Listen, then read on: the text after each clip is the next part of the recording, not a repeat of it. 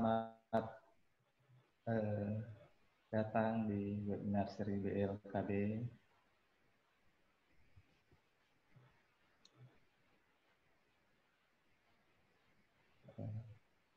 Berbagi bersama LPPM Universitas Papua.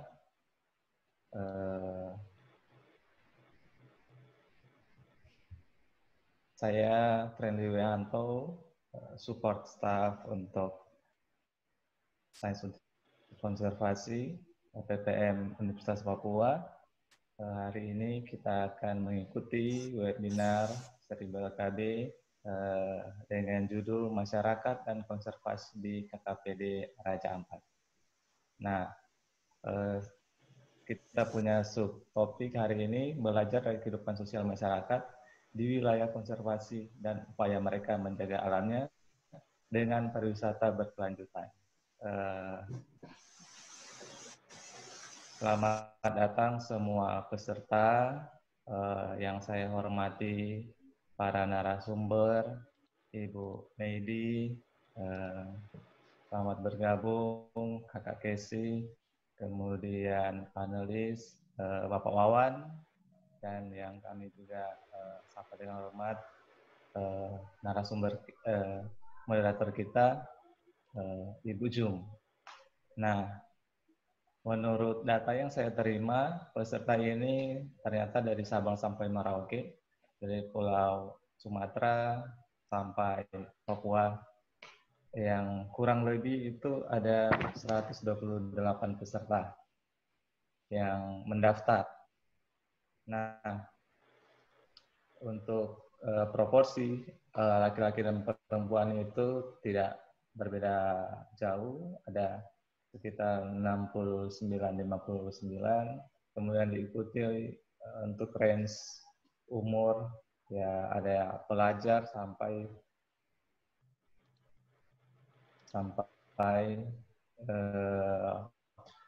orang-orang yang bekerja maupun yang baru lulus. Nah, selanjutnya sebelum kita memulaikan kegiatan ini, saya akan membacakan susunan acara.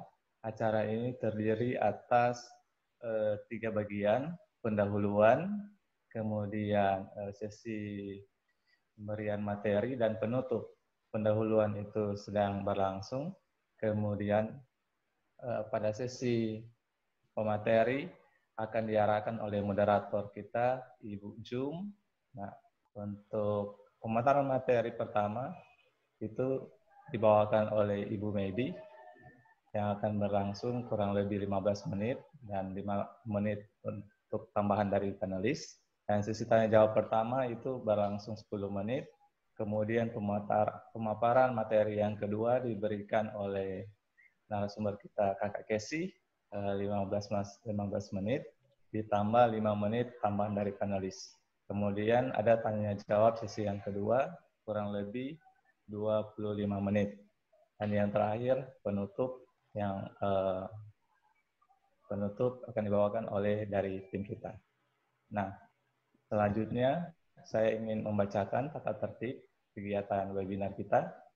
Yang pertama, selama kegiatan webinar ini dilaksanakan, peserta webinar diwajibkan mematikan mikrofon kecuali diizinkan oleh host atau moderator. Selanjutnya, peserta webinar dapat mengajukan pertanyaan melalui kolom chat maupun chat Zoom maupun YouTube Live. Dan yang terakhir, sertifikat akan diberikan setelah mengisi survei melalui link yang akan diberikan setelah sesi tanya jawab melalui kolom chat. Saya kira itu tata tertib dan saya tidak menunggu lama lagi. Saya serahkan kepada moderator untuk melanjutkan ke tahapan yang berikutnya. Dipersilakan Ibu Jum.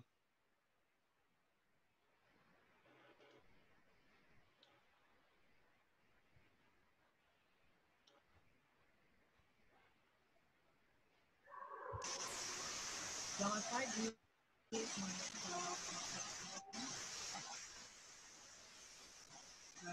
Selamat berjumpa dalam sesi webinar kali ini untuk kali ini kita akan mengikuti dua sesi ya, dua sesi pemaparan yang dibawakan oleh Ibu Medi dan Saudari Teti. Sebelumnya saya akan perkenalkan dulu para pemaparan hari ini. Itu yang pertama Ibu Medi Kasmidi. Beliau adalah BHS Tourism and Capacity Building Manager Conservation International Indonesia. Beliau aktif dalam pengembangan pariwisata berkelanjutan dan peningkatan kapasitas masyarakat dan pemangku kepentingan. Di masa pandemi ini, beliau sedang mengerjakan beberapa pelatihan virtual terkait pariwisata berkelanjutan di KKP dan membangun diskusi-diskusi kemitraan untuk menyiapkan pariwisata new normal. Ibu Medi akan memaparkan materi dengan judul masyarakat dan pariwisata berkelanjutan,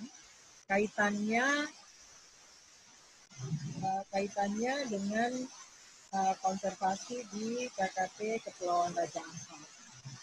Kemudian pemaparan yang kedua adalah Kezia Saloso. Beliau adalah koordinator monitoring sosial program sains untuk konservasi dari LPTM Universitas Papua. Beliau terlibat dalam kegiatan monitoring sosial di BLKB sejak tahun 2010 ya. Saat ini beliau bersama tim sedang mengerjakan kajian terkait hasil monitoring termasuk analisis dampak KKP terhadap kesejahteraan masyarakat. Kemudian ada juga pemaparan kita ya, Alang Awaludin Nur Ahmad. Kalau kami biasanya mengenal dengan Mas Wawan Manile ya, Mas ya. Atau kita biasa panggil Mas Wawan, itu koordinator program bersertifikat dari Yayasan Konservasi Alam Nusantara TNC. Beliau terjun dalam bidang konservasi laut 10 tahun terakhir, berawal dari Pusat Riset Terumbu Karang Universitas Hasanuddin sejak 2015. Dan bergabung dengan YKN untuk kantor lapangan Raja Ampat. Hobi Mas Wawan ini adalah menyelam dan fotografi. Hasilnya sudah banyak dinikmati bukan hanya di Indonesia ya, di dunia ya, Mas Wawan. Kemudian saya sendiri adalah Junior Tinusia, saya dosen Universitas Papua. Bidang yang saya tekuni adalah ilmu sosiologi pedesaan. Saya mengajar mata kuliah humaniora. Saya pernah bersama-sama teman dari Kormep, Dinas Pendidikan Kabupaten Raja Ampat, dan difasilitasi oleh TNC dan Dinas Pariwisata. Kami menyusun buku mulok pendidikan lingkungan untuk SD yang digunakan di Kabupaten Raja Ampat. Kemudian saya juga fasilitator literasi Provinsi Papua Barat khusus untuk edukasi lingkungan. Sehingga saya aktif dalam edukasi lingkungan di Raja Ampat. Kemudian saya juga aktif dalam kajian sosial ekonomi pedesaan, tentunya bidang saya ya di Raja Ampat. Saya rasa demikian kita mengenal narasumber kita hari ini, dan kita akan mengikuti pemaparan pemaparan pertama dari Ibu Medi selama lebih kurang 10 menit ya. Silakan Ibu Medi. Baik,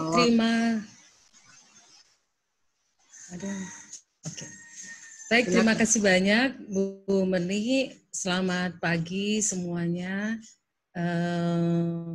Semoga dalam keadaan sehat ya di masa pandemi COVID-19 ini. Terima kasih untuk kawan-kawan di Unipa yang sudah memberikan kesempatan untuk sharing pada hari ini. Apakah file saya sudah kelihatan, PPT saya? Ya, sudah, Bu. Oke. Ya,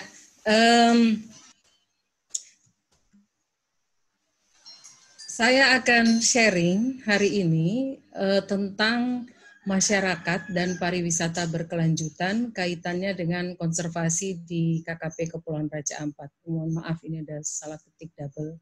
Jadi lebih mau fokus kepada bagaimana pariwisata berkelanjutan yang dilakukan oleh masyarakat itu memberikan kontribusi pada konservasi di KKP dan demikian sebaliknya.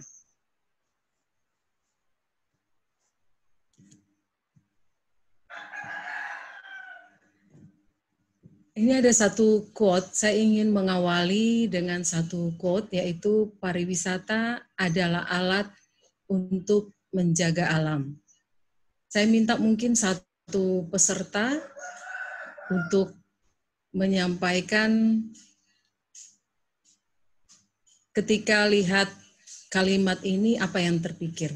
Bisa satu peserta saja, boleh?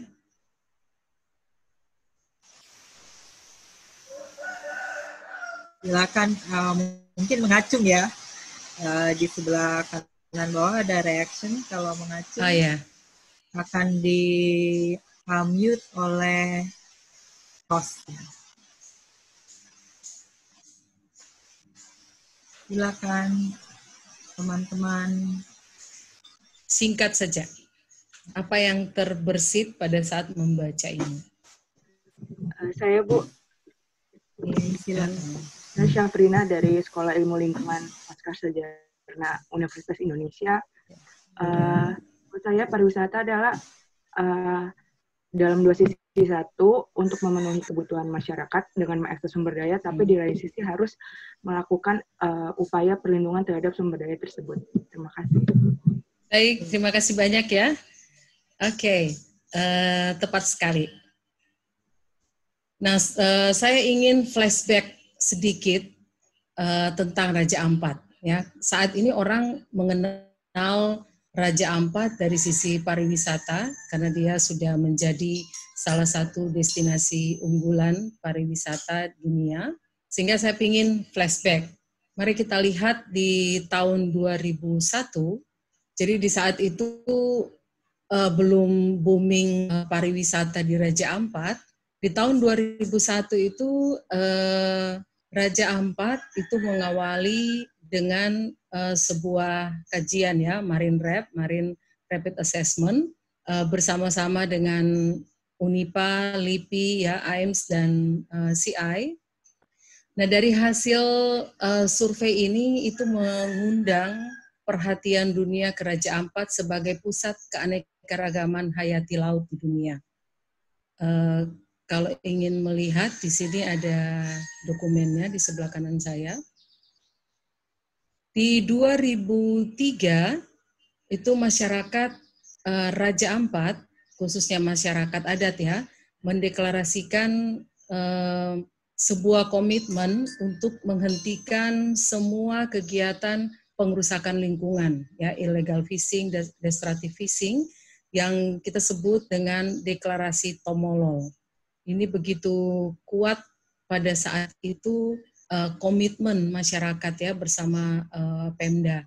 Nah, di tahun 2003 itu Raja Ampat ditetapkan sebagai kabupaten.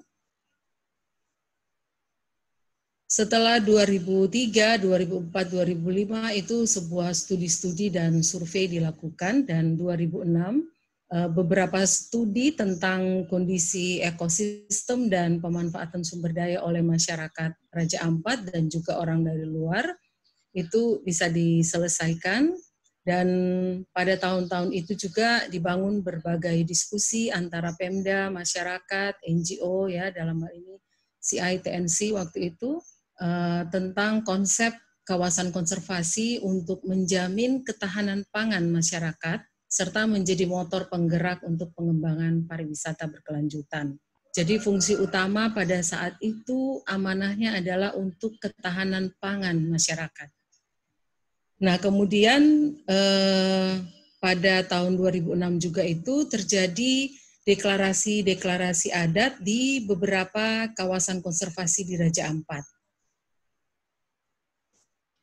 Nah, di tahun 2008, 2009 ya, itu dengan masuknya program Kormap di sana tahun 2006 ya, kalau tidak salah masuknya.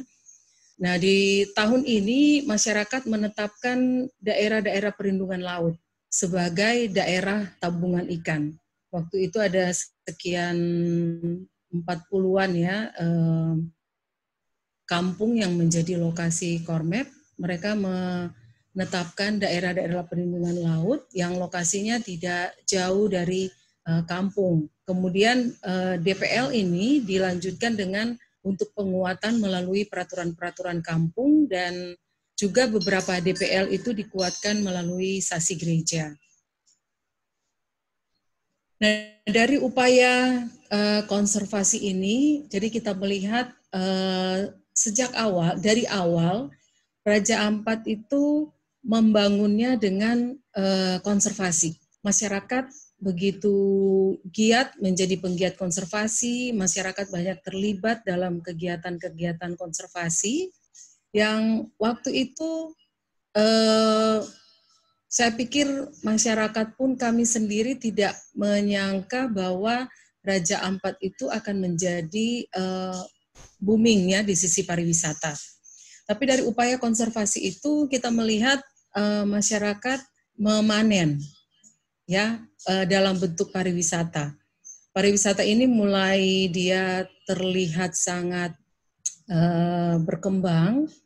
2007 sebenarnya sudah ada sedikit ya, 2008 itu mulai kelihatan naik, 2015 itu seperti tahun emas ya untuk pariwisata Raja Ampat, dan masyarakat mulai terlibat dalam kegiatan-kegiatan pariwisata. Bentuk-bentuk keterlibatan dalam usaha pariwisata ini ada sebagai pengusaha untuk homestay ya. Saat ini ada sekitar hampir 200 homestay di Raja Ampat yang dikelola oleh masyarakat lokal. Kemudian usaha wisata dari sisi jasa transportasi. Saat ini ada juga asosiasi di sana, ada ASRA. Untuk homestay ada asosiasi homestay lokal Raja Ampat. Kemudian juga mereka terlibat menjadi sebagai pemandu wisata. Saat ini kalau tidak salah ada 100 lebih ya pemandu wisata di Raja Ampat. Kemudian juga kegiatan usaha untuk produk-produk sebagai oleh-oleh. Ini hanya salah satu contoh saja, ada VCO, ada sabun natural, ada massage oil, hand body, ada abon ikan ya di Misol contohnya. Kemudian ada anyaman-anyaman, ada di Arborek, di Teluk Maya Libit, dan berbagai produk masyarakat lainnya yang pasarnya adalah para wisatawan. Kemudian juga mereka terlibat untuk di performance budaya yang mulai pariwisata berkembang, itu setiap performance itu dibayar ya, paket penampilan performance ini. Kemudian juga keterlibatan masyarakat di dalam pariwisata ini ada sebagai supply ya, supply bahan-bahan baku. Jadi seperti misalnya bahan makanan ya, rempah-rempah, dan juga untuk di pasar Waisai itu mulai berkembang. Jadi kalau saya ingat dulu saya di Raja Ampat tahun 2007, waktu itu masih di Kampung Saunek, untuk mendapatkan cabai saja itu susah. Kita harus tunggu dari masuk ke Manado. Untuk makan sayur itu tidak mudah gitu. Tapi sekarang ini dengan berkembangnya pariwisata, kita lihat orang masyarakat mulai menanam ya untuk mendapatkan sayur bayam, sayur kangkung dan lain-lain itu mudah. Bahkan di Waisai sendiri sudah punya misalnya perkebunan untuk buah naga. Untuk mendapatkan buah dan sayur dan bumbu itu tidak ya. Ya. Lanjut aja Bu, lanjut. Oke. Nah, dari keterlibatan masyarakat itu di kegiatan pariwisata kita sudah lihat tadi, tapi melalui kegiatan pariwisata, jadi yang saya maksudkan di sini pariwisata berkelanjutan ya, bukan hanya pariwisata biasa saja, itu masyarakat bisa menjaga alamnya. Saya sharing di sini bagaimana bentuk-bentuk atau dampak dari kegiatan pariwisata yang dilakukan masyarakat, yaitu bisa meminimalkan destructive fishing dan illegal fishing. Saya kasih contoh untuk di wilayah Selat Dampir, yang dulunya itu marak sekali dengan kegiatan pemboman. Tetapi dengan mulai munculnya kegiatan-kegiatan usaha yang dilakukan oleh masyarakat, contohnya untuk homestay di Selat Dampir, itu cukup banyak terdapat homestay, konsentrasinya di situ. Kegiatan illegal fishing ini mulai berkurang. Bahkan kalau pemboman mungkin jarang sekali kita dengar lagi karena masyarakat sambil melakukan wisata, sambil melakukan kegiatan usaha wisata ini, mereka juga ikut menjaga alamnya. Tentunya tidak menutup kemungkinan ya, kayak kegiatan-kegiatan pengerusakan yang lain mungkin masih terjadi, tetapi tidak banyak seperti masa sebelum ada kegiatan pariwisata di situ. Bahkan contohnya sekarang pada masa pandemi COVID-19 ini, di mana kegiatan pariwisata terhenti, itu juga diikuti dengan kemarin sempat ya ada informasi bahwa ada kegiatan-kegiatan illegal fishing. Tetapi karena laporan dari masyarakat ya, sehingga akhirnya pengelola kawasan bersama Polair ya ikut untuk melihat kebenaran laporan itu. Kemudian masyarakat juga ada satu contoh yaitu menjaga spot wisata dengan melakukan pengelolaan pengunjung. Nanti kita lihat sebentar beberapa contohnya. Kemudian menjaga keberadaan salah satu biota karismatik, ini contoh yang sudah ada juga yaitu Parimanta, melalui pengelolaan spot Manta Sandy yang dikolaborasikan menjadi atraksi wisata Manta. Nah, di situ mereka mengkolaborasikan itu dengan memberlakukan sistem kuota, pengontrolan perilaku pengunjung melalui Code of Conduct, dan pemantauan kondisi biota Parimanta ini. Kemudian pemandu lokal menjadi agen konservasi dengan mengedukasi pengunjung dan mengontrol perilaku pengunjung. Kita lihat salah satu contoh, ini pengelolaan geosite Pianemo. Di foto sebelah kiri ini, di sini sebenarnya ada tulisan, kurangi kecepatan. Ini fungsinya karena supaya tidak merusak sumber daya alam di dalam sini, karena ini sangat sensitif, sehingga pengelola yang berasal dari kelompok masyarakat, mereka memasang sign-sign seperti ini. Kemudian juga di sebelah kanan foto ini terlihat pada jalur untuk wisata Kars di Pianemo, ada beberapa aturan-aturan yang dipasang di situ untuk memastikan bahwa perilaku wisatawan itu bisa terkontrol. Ini juga mereka menuliskan seperti ini, sederhana tetapi bisa menjadi himbauan untuk wisatawan, yaitu dilarang membuang sampah di kawasan ini, hukum adat berlaku. Kemudian juga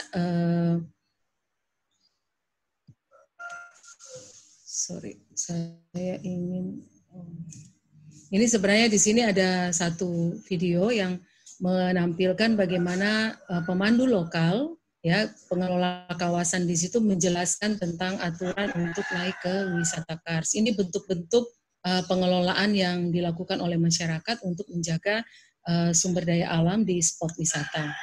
Ini salah satu contoh juga yang sudah berjalan mungkin 2 tahun lebih, yaitu pengelolaan spot Manta Sandy. Ini lokasinya di Selat Dampir, dekat Kampung Arborek.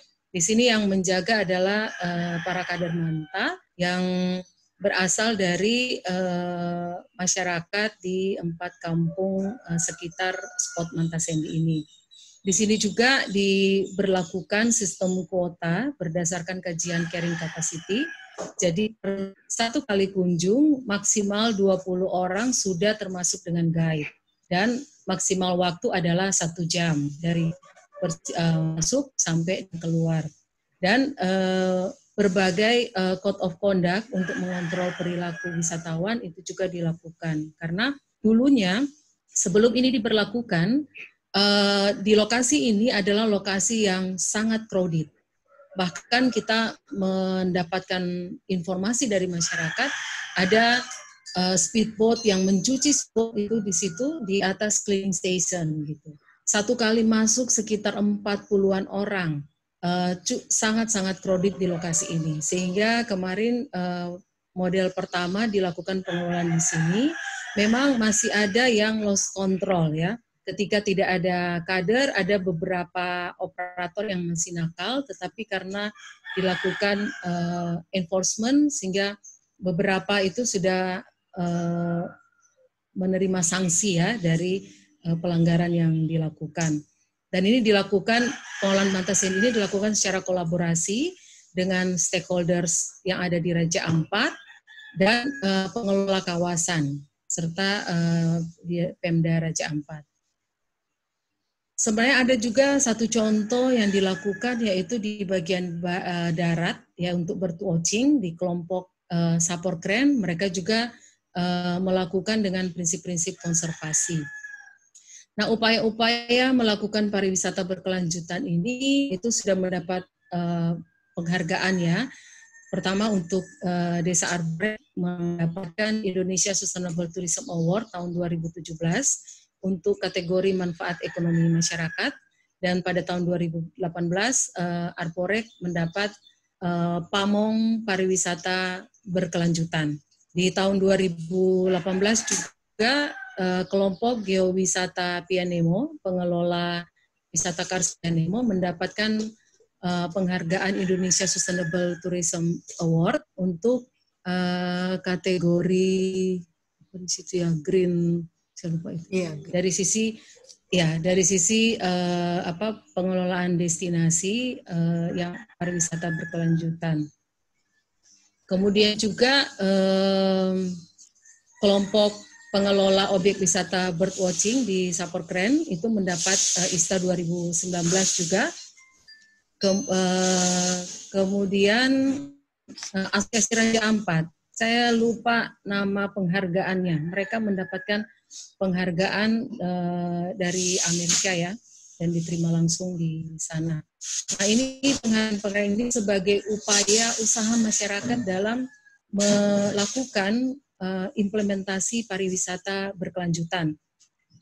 Nah, tantangan sebenarnya dalam melakukan pariwisata berkelanjutan, ini saya lihat adalah membangun persepsi. Jadi membangun persepsi bersama tentang pariwisata yang bukan bisnis semata. Nah, membangun persepsi ini harus di berbagai kalangan dan komponen masyarakat.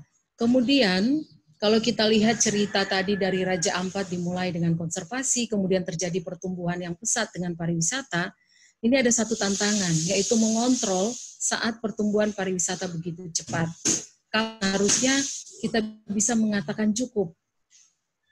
Mungkin kajian kita bilang 10, 12, tetapi kadang tergiur dengan pendapatan, dengan begitu banyaknya demand gitu ya, sehingga agak galau untuk menentukan kapan seharusnya kita bilang ini cukup.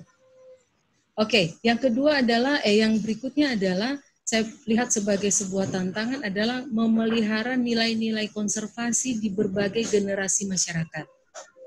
Kita lihat yang cukup kuat sekarang ini adalah generasi masyarakat yang dulu terlibat banyak di dalam upaya-upaya konservasi.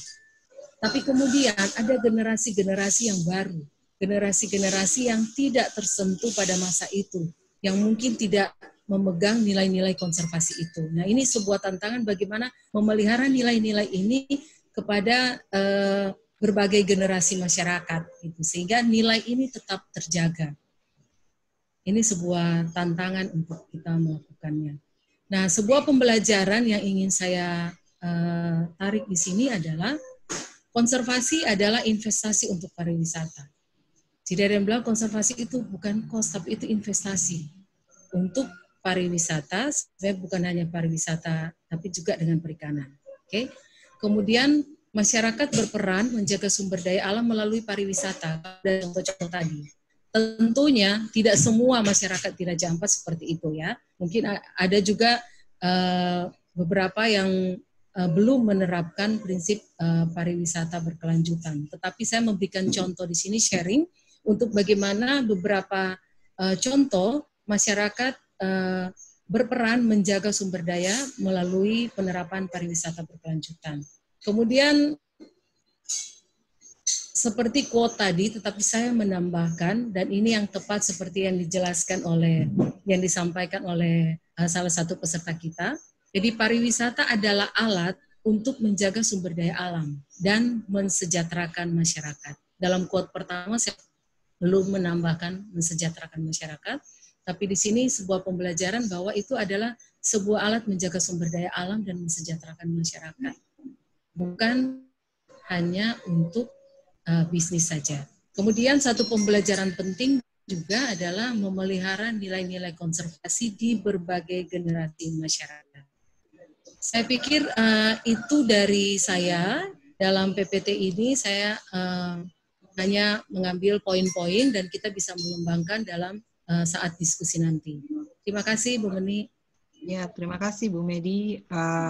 Kita lanjut saja kepada panelis kita, Mas Wawan ya, Mas Awaludin Nur, untuk menambahkan.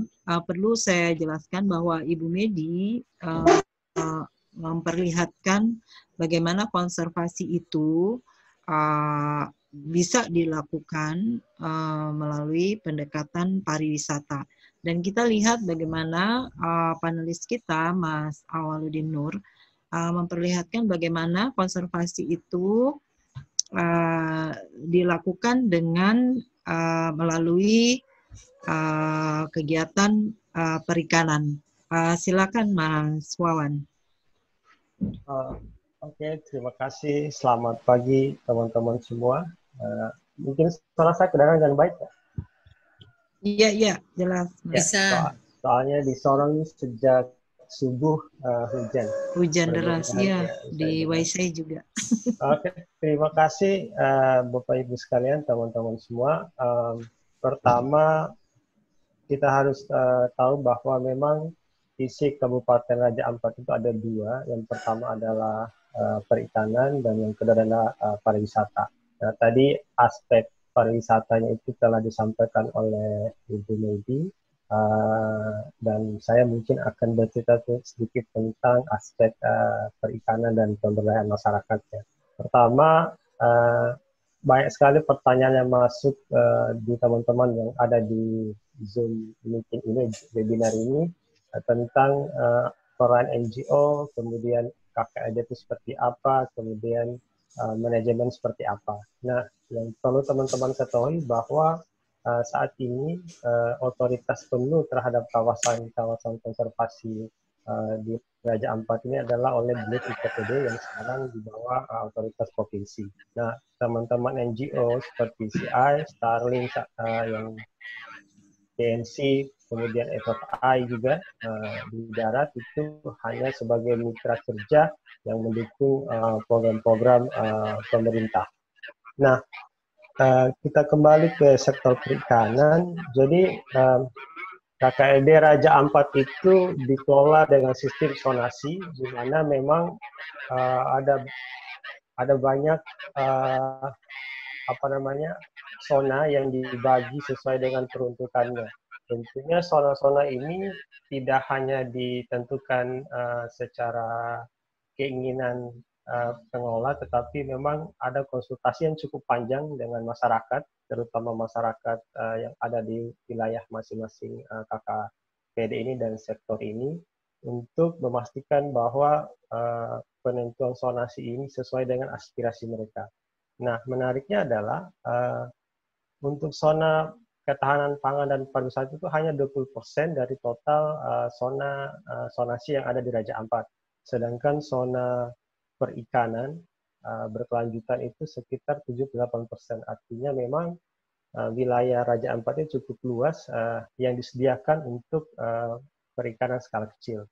Nah, terkait dengan sektor-sektor perikanan, memang hampir semua sektor perikanan di Raja Ampat itu masih skala kecil, karena kalau menurut data kita hanya 15% atau 12% yang menggunakan longboat dengan mesin 15 PK.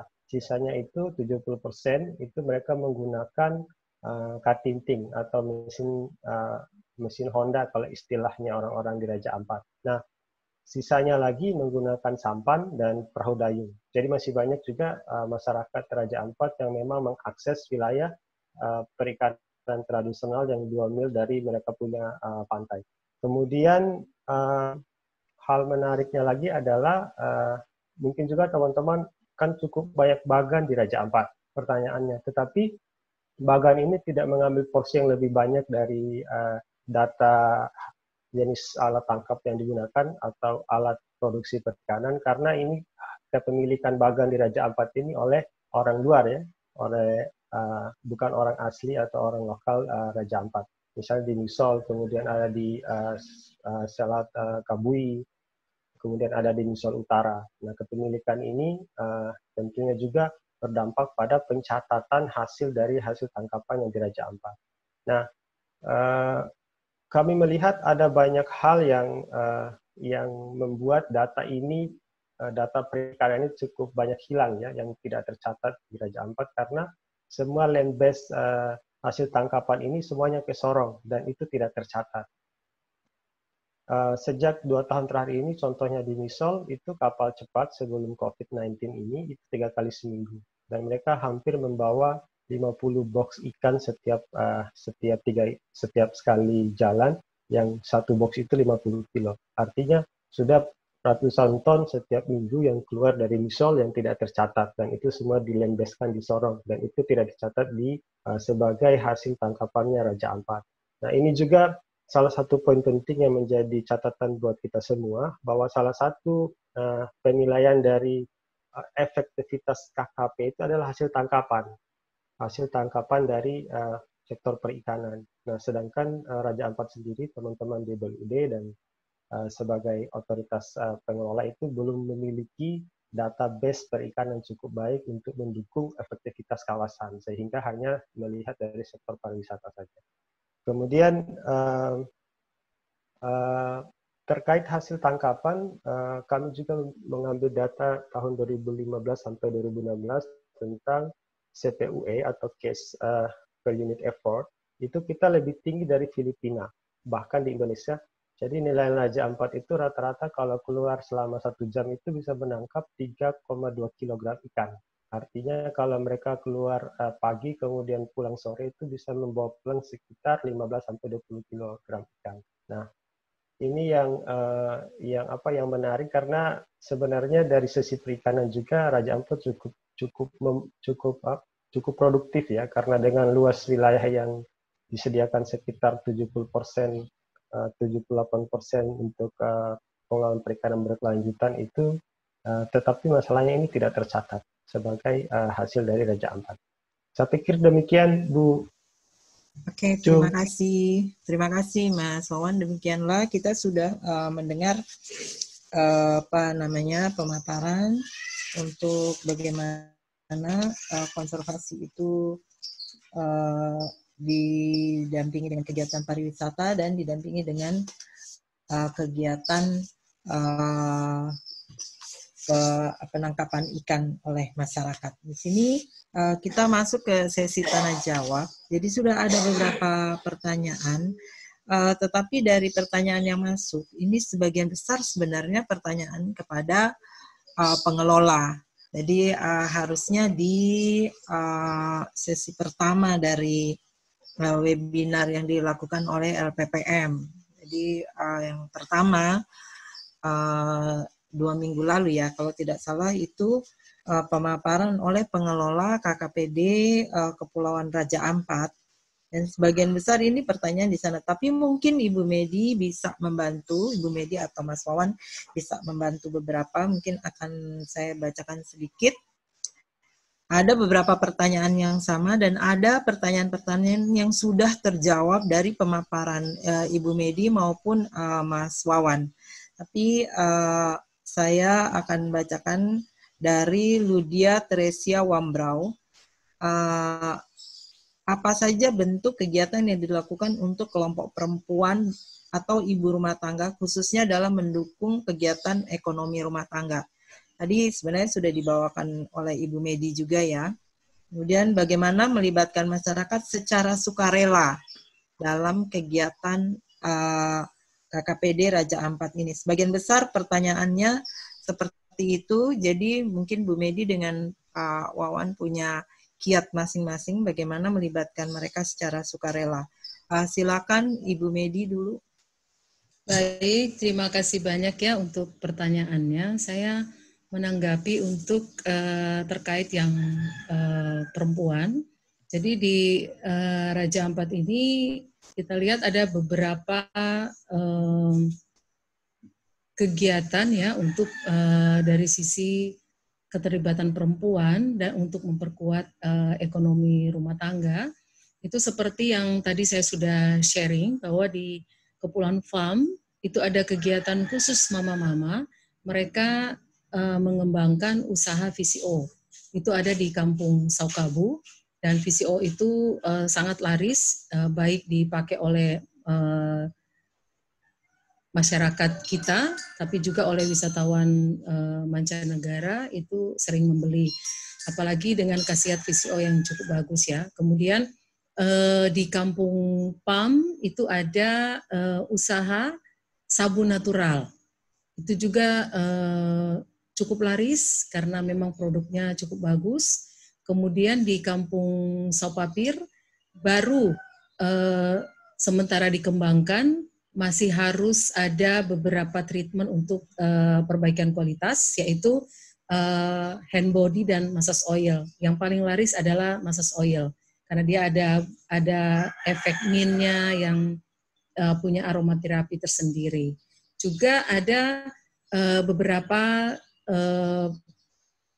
kegiatan usaha yang dilakukan oleh ibu-ibu, yaitu di Teluk Maya Libit ada berbagai anyaman, ada yang dalam bentuk untuk noken ya, dan berbagai bentuk anyaman lainnya, seperti tas yang sudah dimodifikasi cukup bagus. Kemudian juga ada pengrajin yang seperti ini. Lihat, ini ada kalung bentuknya noken, ini hasil dari Teluk Maya Libit. Oke. Dan juga di Misol itu ada pembuatan abon ikan. Abon ikan ini juga sangat laris ya. Kemudian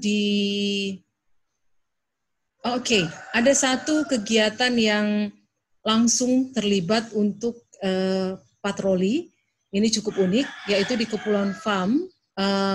Ada kelompok mama-mama yang mama-mama ini adalah mereka yang terlibat dalam kelompok produk-produk usaha tadi.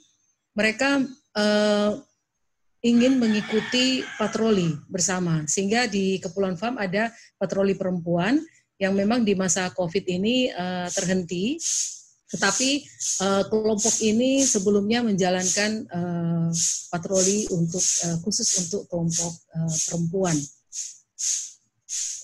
Saya pikir itu beberapa contoh ya kegiatan ekonomi yang dilakukan oleh perempuan. Oke. Selanjutnya bagaimana dengan di selatan, Mas Wawan, di Misol, Kofiau, dan sekitarnya? Apakah Mas Wawan bisa menambahkan? Oh ya, terima kasih Bagaimana Bu. melibatkan masyarakat? Bu Jum, jadi pertama memang kelompok perempuan ini sangat menarik ya, karena terus terang kelompok perempuan ini salah satu peluang pengembangan sumber daya yang cukup bagus bagi Raja Ampat, karena aktivitas mereka tidak cukup banyak dan mereka secara organisasi cukup kuat. Jadi di Misol Barat, di Kampung Kapacol itu ada namanya kelompok sasi ibu-ibu. Nah, itu mereka masih aktif, bahkan sasi kampung itu menyerahkan pengelolaan kepada ibu-ibu, karena katanya ibu-ibu lebih rapi dalam segi pencatatan hasil sasinya. Kemudian di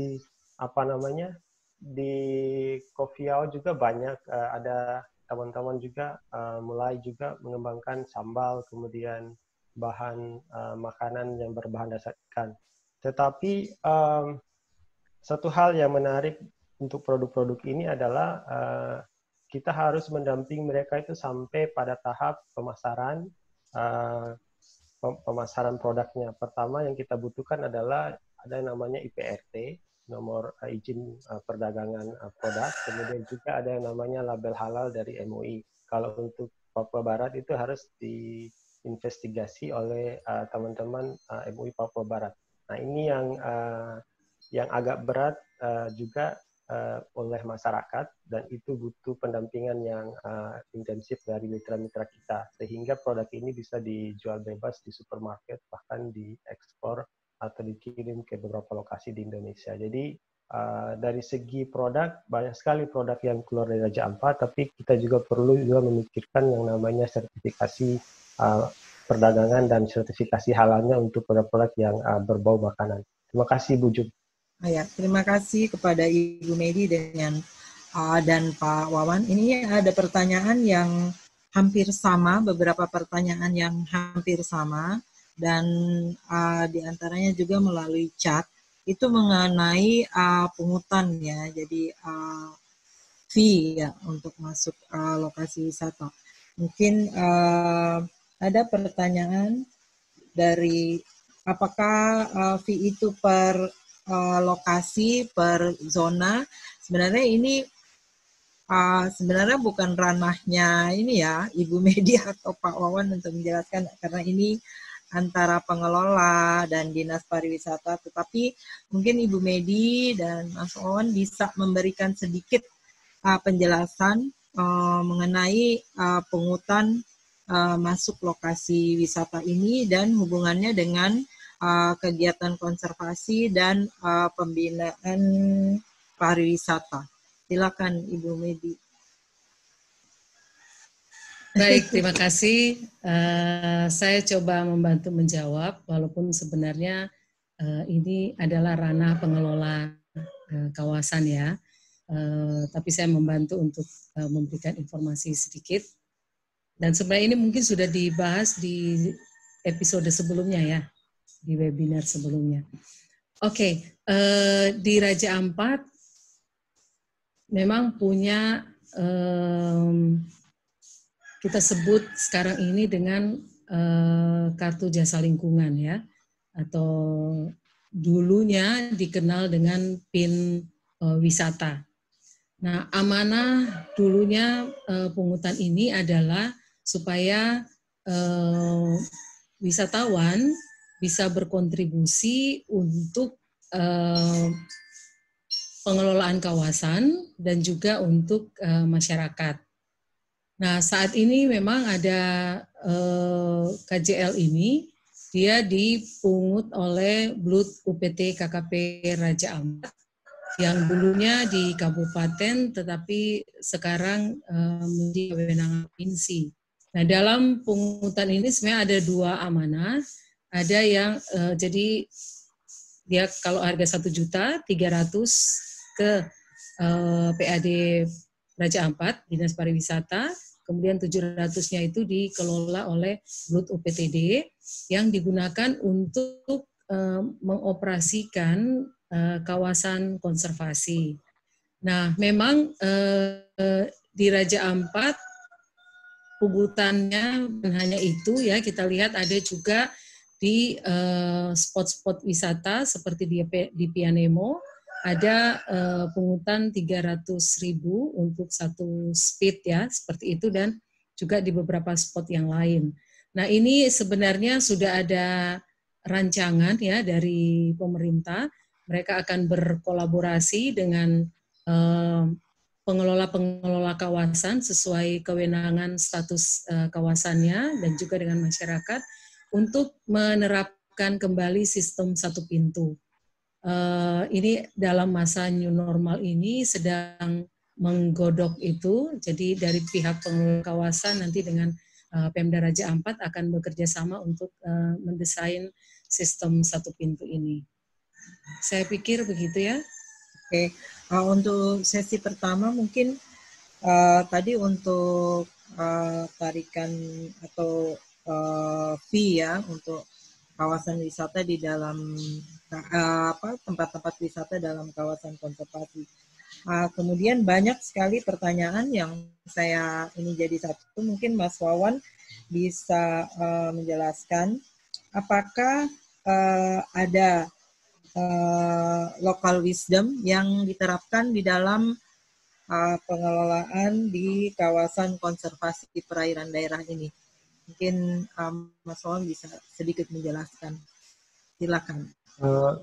Oke, terima kasih Bu Jum. Jadi sebenarnya di awal-awal pembentukan inisiasi kawasan konservasi Raja Ampat ini memang teman-teman bekerja untuk bukan cuma mengumpulkan data ini ya, data saintifik seperti keanekaragaman dan lain, juga mengumpulkan data-data sejarah masyarakat Raja Ampat yang mengelola kawasannya seperti apa sebelum masuknya kawasan konservasi modern. Jadi yang saat ini yang masih berlangsung di Raja Ampat, SASI itu masih ada. SASI ini ada banyak perubahan sebenarnya karena SASI konvensional itu sebenarnya masih belum mencakup aspek kearifan karena secara teknik pemanenan teman-teman pada masa lampau itu mengambil semua jenis biota SASI tanpa pembatasan ukuran. Nah, disinilah sebenarnya peran kita mendampingi masyarakat bagaimana menyusun peraturan-peraturan yang memang berkelanjutan. Contohnya misalnya pembatasan ukuran panen, kemudian jenis teripangnya juga diatur berapa ukuran yang boleh dan tidak, kemudian juga cara penangkapan. Dan ini yang saya pikir Papua Barat itu sangat spesial ya, karena di KKPD, di zonasi KKPD pun juga wilayah 2 mil itu diperuntukkan untuk masyarakat tradisional atau masyarakat lokal di Raja Ampat untuk dikelola secara sesuai dengan kebutuhan mereka. Nah, 2 mil ini hampir semua adalah wilayah petuanan ya, wilayah hakulayat masyarakat. Jadi sebenarnya kalau untuk kearifan lokal, saya pikir SASI itu bisa direplikasi ke banyak lokasi di Raja Ampat untuk mendukung kawasan zonasi yang lain. Karena ini cukup besar wilayahnya, disediakan 2 mil oleh RPZ atau Rencana Pengelolaan Zonasi Papua Barat. Oke. Terima kasih Mas Wawan. Terakhir sekali untuk Ibu Medi, mungkin ini ada beberapa pertanyaan dari YouTube maupun dari chat. Adakah tools untuk melihat keefektifan atau keberhasilan secara ekonomi dari apa yang beberapa produk yang sudah dihasilkan untuk mengukur apakah itu efektif di dalam kegiatan ekonomi, membantu kegiatan ekonomi rumah tangga masyarakat. Silakan Ibu.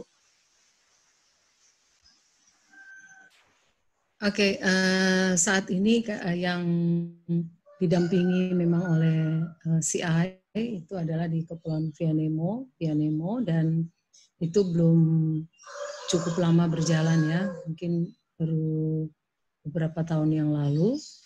Nah, kami melakukan pemantauan itu melalui catatan produksi mereka. Jadi berapa yang diproduksi, berapa yang terjual, ya, dan keuntungan dari mereka. Nah, memang kalau mau dilihat cukup signifikan, belum cukup signifikan ya, tetapi cukup membuat pendapatan dalam rumah tangga, seperti misalnya untuk tambahan pendapatan gitu. Belum menjadi sebuah pendapatan utama, tetapi membantu pendapatan. Karena dari VCO dan sabun natural itu yang cukup laris, tetapi untuk yang hand body dan massage oil itu memang baru dikembangkan, sehingga kita belum bisa lihat cukup signifikan pendapatan gitu. Kita ini itu bisa mengundang di sini ya Bu Media. Siapa ini kan pesertanya ini mahasiswa, peneliti, bisa lakukan penelitian untuk itu supaya bisa Bu Medi terbantu. Oh, ini yang hasilnya secara ekonomi begini, pakai tools ekonomi tentunya ya. Bu Medi ya, kita mengundang untuk bisa ikut serta. Demikian terima kasih kepada Ibu Medi dan Mas Wawan untuk sesi pertama ini. Terima kasih banyak untuk pemaparan dan sesi diskusinya.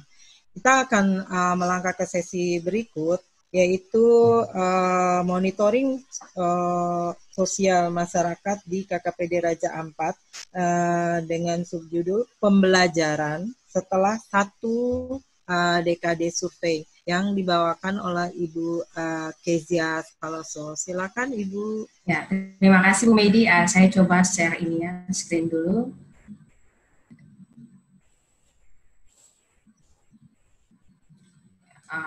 Sudah bisa kelihatan.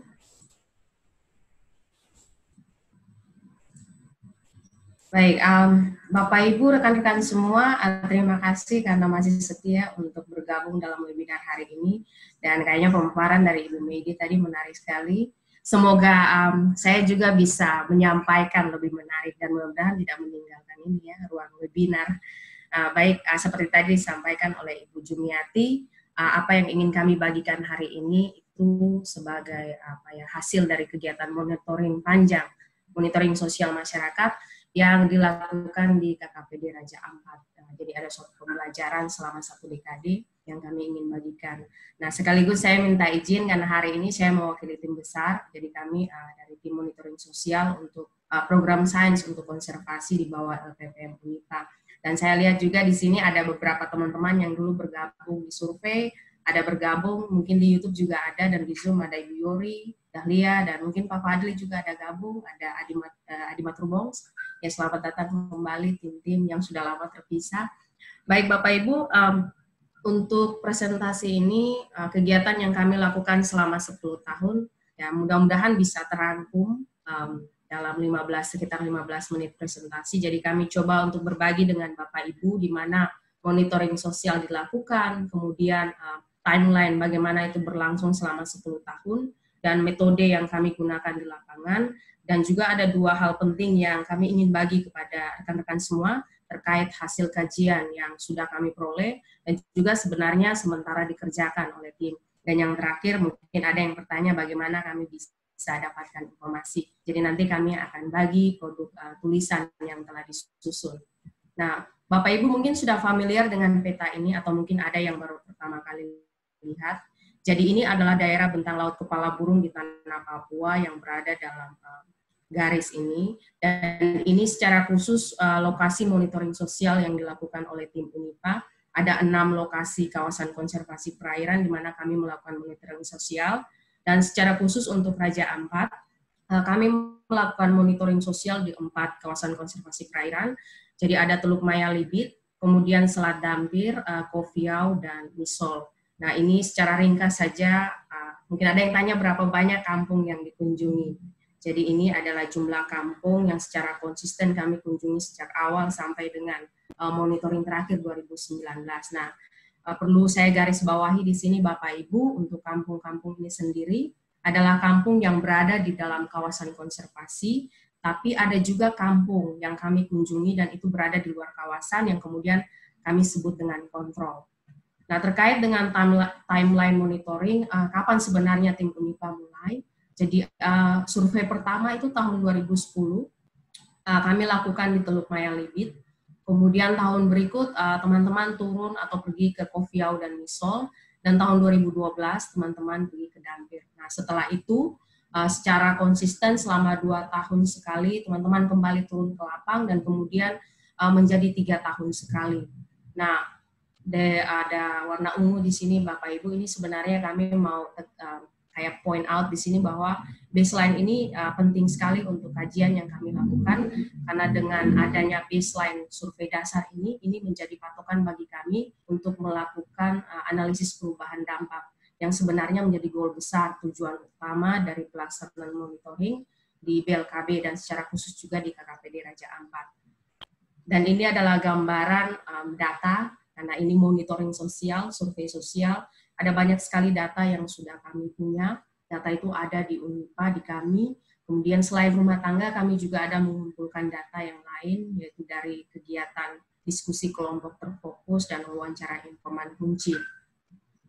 Nah, kemudian mungkin ada yang tanya, teman-teman ke lapang ini ambil data untuk apa saja. Jadi sebenarnya ada 2 kelompok utama data yang kami kumpulkan melalui 2 metode pendekatan monitoring. Yang pertama, teman-teman melakukan survei rumah tangga, kemudian juga ada Bapak Ibu dosen yang mendampingi teman-teman selaku koordinator lapangan, itu secara khusus melakukan kegiatan fokus grup diskusi dan juga wawancara informan kunci, di mana informasi ini akan kami gunakan untuk mengkaji tentang tata kelola perairan. Tapi secara khusus untuk presentasi kali ini, kami dari tim, kami hanya berbagi hasil kajian untuk survei rumah tangga. Kalau tata kelola tadi sudah banyak juga disampaikan oleh Bang Wawan dan Ibu Medi. Jadi rumah tangga saja, karena kalau gabung semua banyak sekali. Mudah-mudahan ke depan ada waktu, masih ada webinar yang secara khusus kita bahas tentang tata kelola perairan secara umum di BLKB. Kami masukkan slide ini, Bapak Ibu jangan langsung pusing, ini apa banyak sekali ya, karena ini lebih ke saintifik atau ilmiah. Tapi secara garis besar ini sebenarnya pendekatan yang kami pakai. Kenapa tadi di depan saya ada katakan kami punya kampung kontrol juga. Kemudian teman-teman melakukan survei dasar. Nah, itu semua karena kami menggunakan satu pendekatan yang disebut dengan, mungkin kalau Indonesia lurus disebut BACI ya, atau before, after, control, dan impact. Nah, ini kami gunakan untuk nanti menilai sekali lagi perubahan dampak di KKPD Raja Ampat dan BLKB secara umum. Nah, kami keep slide ini, jadi nanti kalau materi dibagikan, Bapak Ibu, rekan-rekan bisa baca lagi supaya mungkin lebih paham. Dan mungkin teman-teman mahasiswa ada yang tertarik untuk melakukan kajian monitoring sosial, mungkin kami bisa berbagi terkait dengan metodologi yang bisa digunakan. Nah, untuk survei rumah tangga sendiri, begitu teman-teman ke lapang, kira-kira indikator apa yang atau data jenis apa yang teman-teman kumpulkan di lapangan. Nah, untuk kajian yang kami pakai sendiri ini Bapak Ibu ada 5 domain sosial utama, itu kami merujuk kepada kategori menurut Millennium Development Goals yang kami pakai untuk menguji atau menilai kesejahteraan sosial masyarakat di kawasan konservasi. Jadi ada kesejahteraan ekonomi, kesehatan, pemberdayaan politik, pendidikan, dan budaya. Dan masing-masing domain ini ada indikatornya juga. Jadi untuk mengukur kesejahteraan ini, di dalamnya kami harus kumpul data terkait pekerjaan, kepemilikan aset, dan lain-lain. Jadi secara umum kurang lebih ada 100 indikator. Ya, kalau teman-teman yang pernah bergabung dengan survei ini, tahu berapa banyak informasi yang dikumpulkan, ketebalan kuesioner yang digunakan. Itu semua karena ada indikator-indikator yang kami gunakan sebagai acuan. Nah, sekali lagi Bapak Ibu, ini pelengkap saja untuk tadi bagian yang saya sampaikan di depan. Jadi nanti kalau ada yang mau kira-kira data apa yang harus dikumpulkan, misalnya terkait pendidikan, nah di sini informasinya kami lihat tingkat partisipasi sekolah, anak usia sekolah, dan untuk indikatornya kami melihat persentase anak usia sekolah yang terdaftar. Nah, begitu juga ada ukuran indikator untuk multiple indikator lainnya untuk kelima domain sosial. Nah, berikut ini Bapak Ibu, kami akan berbagi apa yang sudah kami hasilkan dari 5 domain sosial yang tadi saya sebutkan. Mudah-mudahan nanti tidak membingungkan. Ya, ini kami hanya memilih beberapa karena banyak sekali analisisnya, tapi kalau misalnya kita melihat dari segi kesejahteraan ekonomi, kita gunakan indikator pekerjaan. Nah, sebelumnya di sini kami sampaikan bahwa analisis yang kami hasilkan ini berdasarkan rumah tangga yang disurvei di dalam kawasan konservasi perairan. Jadi itu hanya ada dalam KKP, kemudian kontrol tidak masuk di sini ya, jadi tidak ada perbandingan yang kami pakai di sini. Nah, kemudian di sini kalau kita lihat dari periode baseline, ini baseline yang paling atas, sampai dengan terakhir teman-teman melakukan monitoring, ini ada keragaman mata pencaharian utama rumah tangga di KKPD Raja Ampat. Yang kami temukan di sini banyak yang masih bertani juga, mengambil hasil hutan, melaut, dan budidaya perikanan. Ada juga yang ekstrak sumber daya laut tak terbarukan, kemudian pariwisata laut seperti tadi disampaikan oleh Ibu Meidi, kami juga temukan itu di lapangan. Kemudian ada juga rumah tangga yang melakukan pekerjaan yang menghasilkan upah lainnya, seperti sudah ada banyak PNS atau orang-orang yang diangkat jadi aparat kampung, atau juga mereka terlibat atau direkrut jadi staf di LSM, dan ada juga pekerjaan lainnya seperti mereka menukar jasa karena mereka membantu, mereka dikasih misalnya bahan makanan. Gitu. Nah, yang kami pelajari di sini Bapak Ibu hal lainnya, kami melihat juga ada peralihan mata pencaharian. Kami sebut sini istilahnya kayak sea to land atau land to sea. Nah, misalnya di sini Teluk Maya Libit, waktu periode baseline di awal teman-teman turun itu banyak rumah tangga yang melaut. Itu sebagai mata pencaharian utama mereka. Tapi sejak 2014 kemudian 2017 teman-teman turun lagi, kami temukan di sini bahwa pekerjaan yang menghasilkan upah lainnya ini mulai meningkat di Teluk Maya Libit. Nah, hal lainnya yang kami belajar juga misalnya di Dampir sini untuk budidaya perikanan dan pariwisata laut ini mulai muncul. Nah, ini seperti tadi Ibu Meidi juga sempat sampaikan, kira-kira sekitar tahun 2015 itu seperti tahun emas untuk pariwisata di Raja Ampat. Nah, itu sebenarnya kami identifikasi di lapangan juga. Nah, sebenarnya pertanyaan ilmiah atau suatu kajian ilmiah yang sekarang kami susun juga, kami berusaha belajar adalah pertanyaannya kira-kira faktor-faktor apa yang mendorong sehingga terjadi peralihan mata pencaharian. Nah, ini secara garis besar yang kami identifikasi dari respon yang diberikan oleh responden kami.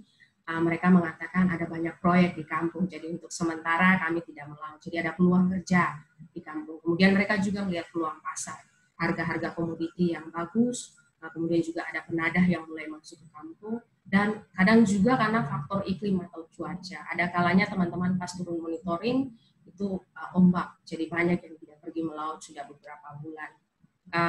Kemudian domain yang berikut Bapak Ibu, kita lihat kesejahteraan ekonomi dari segi material aset. Jadi teman-teman ke lapang mereka data ini ada berapa banyak elektronik misalnya di rumah, kemudian perahu dan lain sebagainya. Nah, yang kami temukan sampai dengan terakhir periode monitoring ini beragam di antara kawasan konservasi di Raja Ampat, beragamnya, dan itu fluktuasi atau naik turun. Penurunan, kami melihat kenapa terjadi penurunan, salah satu kami juga sini karena daya beli rumah tangga yang menurun, karena semakin tahun-tahun ini banyak mereka sampaikan banyak kebutuhan rumah tangga, harga barang naik, harga BBM naik misalnya, dan kebutuhan anak-anak sekolah juga meningkat. Jadi untuk sementara kami tidak belanja lagi speaker, dan dulunya kami data banyak sekali di Raja Ampat. Saya coba sampaikan secara ringkas ya, supaya nanti tidak lama habis di satu grafik. Domain berikut Bapak Ibu, ini kesehatan. Salah satu indikator yang coba kami bagikan sini adalah kami melihat ketahanan pangan rumah tangga. Apakah rumah tangga dalam kawasan konservasi ini mereka memiliki makanan yang cukup dalam rumah untuk waktu diperlukan tersedia, kemudian itu aman atau sesuai, bahan makanan yang sesuai, dan mereka tidak pernah cemas untuk merasa kelaparan atau sampai harus mengurangi, orang tua tidak usah makan, anak-anak saja yang makan. Nah, ini suatu hasil yang bagus sekali karena kami melihat bahwa ada peningkatan yang positif di semua kawasan konservasi di Raja Ampat dan di BLKB secara umum. Bahkan untuk Kopiau dan Selat Dampir ini sudah sampai ke level tahan pangan. Nah, di sini kami belajar dari rumah tangga yang ada bahwa mereka bilang kami tidak pernah kelaparan karena kami dengan mudah untuk melaut, kami masih bisa mencari untuk dapat ikan. Kemudian juga mereka merasa terbantu dengan adanya program atau kebijakan dari pemerintah, misalnya beras murah, Dan ada juga yang merasa bahwa sekarang lebih mudah untuk pergi ke pasar untuk menjual atau membeli bahan makanan, karena selain karena mereka sudah banyak transportasi laut, mereka juga sudah punya perahu bermesin. Nah, yang berikut Bapak Ibu, kami juga belajar terkait dengan pemberdayaan politik. Di sini kami melihat indeks hak rumah tangga terhadap kepemilikan laut di wilayah kawasan konservasi yang kami datangi. Jadi ada 5 hak kepemilikan laut yang kami pakai sebagai acuan.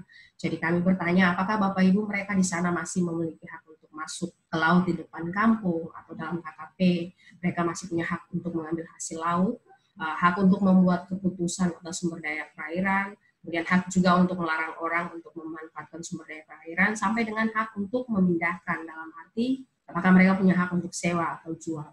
Nah, kalau sampai ada orang yang memiliki kelima hak ini, atau rumah tangga yang memiliki kelima hak ini, itu nilainya akan sangat tinggi. Nah, ini beragam di kawasan konservasi di KKPD Raja Ampat. Kemudian juga ada penurunan, misalnya di Kofiau dan Misol. Nah, yang perlu kami garis bawahi di sini, penurunan di sini bukan berarti mereka kehilangan hak, tidak ya. Kalau dari kajian yang kami susun ini, penurunan ini bisa terjadi karena saat teman-teman monitoring itu periode tertentu rumah tangga itu mereka tidak menggunakan hak. Misalnya kami tidak larang orang untuk masuk ke kampung, silakan kalau mereka mau masuk. Jadi mereka sementara tidak menggunakan haknya. Nah, biasanya orang asumsi kalau penurunan negatif, ya sebenarnya tidak. Domain yang berikut kami lihat pendidikan. Di sini kami menghitung partisipasi sekolah. Ini suatu nilai yang baik yang kami temukan bahwa secara keseluruhan untuk kawasan konservasi di KKPD Raja Ampat ini rata-rata di atas 70%, bahkan ada yang di atas 80% itu anak-anak usia sekolah terdaftar. Nah, kami belajar dari rumah tangga yang kami kunjungi bahwa orang tua memang mereka punya kesadaran bahwa anak-anak harus sekolah, dan juga mereka menilai bahwa dengan adanya banyak peluang pekerjaan di kampung, misalnya salah satu program dari pemerintah itu pembangunan itu membantu rumah tangga untuk ada penghasilan tambahan untuk membiayai anak-anak sekolah. Dan yang lainnya juga fasilitas. Dulu ada anak-anak yang harus pergi sekolah di kampung sebelah, tapi dengan adanya sekolah yang lebih dekat, lebih mudah dijangkau, jadi mereka yang kecil-kecil juga bisa ikut masuk sekolah. Ini yang domain terakhir adalah budaya. Ini sebenarnya kami mau belajar bagaimana keterikatan emosi seseorang dengan wilayah perairan, kampung di mana dia tinggal. Mungkin ada yang tanya bagaimana teman-teman tanya pertanyaan ini waktu ketemu orang. Emosi Bapak bagaimana, Ibu? Tidak seperti itu ya. Di Papua sini waktu teman-teman kami pergi bertanya, itu biasanya secara singkat, misalnya mereka tanya sederhananya itu Bapak dan Ibu, atau ya Mama dan Bapak, bagaimana perasaan Mama dan Bapak terhadap laut di kampung ini kalau misalnya pergi ke kampung sebelah atau kota yang lain. Apakah ada rasa rindu dengan laut di sini, atau biasa saja, atau tidak rindu. Itu sebenarnya secara sederhana bagaimana kami menilai. Nah, di sini umumnya ini tinggi sampai dengan indeks hemat, mereka punya keterikatan yang kuat. Nah, kami belajar bahwa faktor yang mempengaruhi misalnya demografi dan kondisi ekonomi, ada banyak orang yang sudah bermukim cukup lama juga di kampung, mereka lahir dan besar di kampung. Kemudian laut itu menjadi tempat hidup mereka, sumber penghasilan, jadi mereka punya ikatan emosi yang kuat sekali. Nah, Bapak Ibu, ini kajian terkait survei sosial rumah tangga. Mudah-mudahan ada poin yang bisa Bapak Ibu tangkap ya. Ini kira-kira yang teman-teman dari tim ini hasilkan. Yang berikut ini adalah salah satu kajian yang juga kami lakukan. Ini sementara dilakukan. Kami menunggu 10 tahun untuk bisa menghasilkan kajian tentang perubahan dampak. Jadi seperti saya sebutkan sebelumnya, kami punya baseline atau survei dasar. Kami coba untuk menganalisis bagaimana perubahan dampak itu terjadi, perubahan dampak KKP itu terjadi sejak periode baseline. Nah, mungkin ada yang sudah pernah melakukan penelitian ini, tapi mungkin ada yang baru pertama dan tertarik. Kami juga masih belajar. Ya, misalnya ini yang kami lakukan kajian dampak untuk kesejahteraan ekonomi dari segi material aset. Nah, kalau kita temukan sini Teluk Maya Libit, kalau kita hitung setelah periode baseline pada monitoring terakhir, ini menunjukkan dampak perubahan yang positif di atas garis ini. Ya. Kemudian Kofiau ini ada mengalami, saya tidak bisa bilang penurunan, tapi di sini menunjukkan ada dampak yang negatif. dari segi material aset. Kemudian selat dampir sini kalau Bapak Ibu kita lihat ini pas di garis, ini artinya bahwa tidak ada perubahan dampak sebenarnya. Ya, dampaknya sama saja begitu. Kalau kita lihat sepintas mungkin ada yang tanya atau ada yang bilang apakah berarti kita bisa bilang perubahan dampak di Teluk Mayalibit ini lebih baik daripada Kofiau, karena Kofiau ini seolah-olah turun di bawah ya. Mungkin sedikit kami ingin berbagi apa yang kami pelajari yang sementara kami kerjakan. Sebenarnya ada beberapa cara bagaimana kita menilai dampak itu sendiri. Nah ini yang paling sederhana yang biasanya bisa langsung kita simpulkan. Misalnya tadi saya menaruh yang dampak positif dan dampak negatif. Dari segi material aset dampak positif itu bisa terjadi karena mungkin saja ya ada perubahan atau kenaikan yang tinggi di KKP, tetapi dikontrol sendiri mengalami penurunan. Atau di situ yang tadi dampak negatif di Kofiau itu bisa terjadi karena di KKP sendiri itu mengalami penurunan, sementara di kontrol ini yang mengalami kenaikan. Nah ini 2. Sebenarnya ada juga yang lain, ada sekitar 5. Ya mudah-mudahan jangan langsung pusing waktu lihat grafik ini ya. Tapi ini kira-kira tipologi dampak yang bisa kita pelajari sama-sama supaya kita bisa menilai kajian hasil dari suatu dampak. Kalau kita bicara dampak positif, ada kemungkinan lain yang bisa terjadi. Nah bisa saja KKP itu jadi buffer, artinya antara KKP dan kontrol dua-dua mengalami penurunan, tetapi penurunan di kontrol itu jauh lebih tinggi daripada KKP. Nah, kemudian positif bisa juga di sini dua-dua mengalami kenaikan, tapi kenaikan di KKP itu lebih tinggi daripada di kontrol. Nah, begitu juga yang terjadi misalnya untuk dampak yang negatif tadi, perubahan dampak yang negatif, misalnya dua-dua mengalami penurunan, tapi sayangnya penurunan di KKP itu lebih tinggi dibandingkan dengan di kontrol. Atau dua-dua mengalami kenaikan, tapi kenaikan di KKP ini lebih rendah dibandingkan dengan kontrol. Dan tadi kalau saya sampaikan sebelumnya tidak ada dampak, nah itu dua-dua mengalami kenaikan atau mungkin penurunan, tapi tidak ada perbedaan, sama-sama ya, levelnya sama. Nah, kenapa kami coba bagikan ini kepada Bapak Ibu? Jadi kalau kita melihat data seperti ini, misalnya tadi saya sampaikan ada dampak perubahan yang negatif. Negatif bukan berarti terjadi penurunan. Bisa saja ada kenaikan, tapi dikontrol itu lebih baik daripada KKP. Nah, hasil kajian yang kami kerjakan ini kami coba untuk lihat dari 5 domain, ketahanan pangan, pemberdayaan politik, pendidikan, kemudian budaya. Sebenarnya ada satu pembelajaran yang mungkin nanti ke depan kami bisa mengajak kolaborasi dari Bapak Ibu peneliti yang lain, dari LSM dan juga pihak pemerintah untuk kita lihat. Misalnya dikontrol lebih baik daripada di KKP, kira-kira ada pembelajaran apa yang bisa kita ambil terkait pengelolaan di kontrol, misalnya kontrol lebih baik, dan mungkin itu kita bisa terapkan di KKP. Nah ini penting sekali terutama dalam menyusun kebijakan untuk pengelolaan KKP di masa yang akan datang. Nah Bapak Ibu, itu tadi kajian, 2 kajian utama yang ingin sekali kami bagikan. Dan mungkin ada yang tanya bagaimana kami bisa baca-baca informasi hasil kegiatan monitoring. Ini beberapa yang kami sudah buat. Ada di website, nanti setelah kegiatan ini akan dibagikan oleh admin, linknya.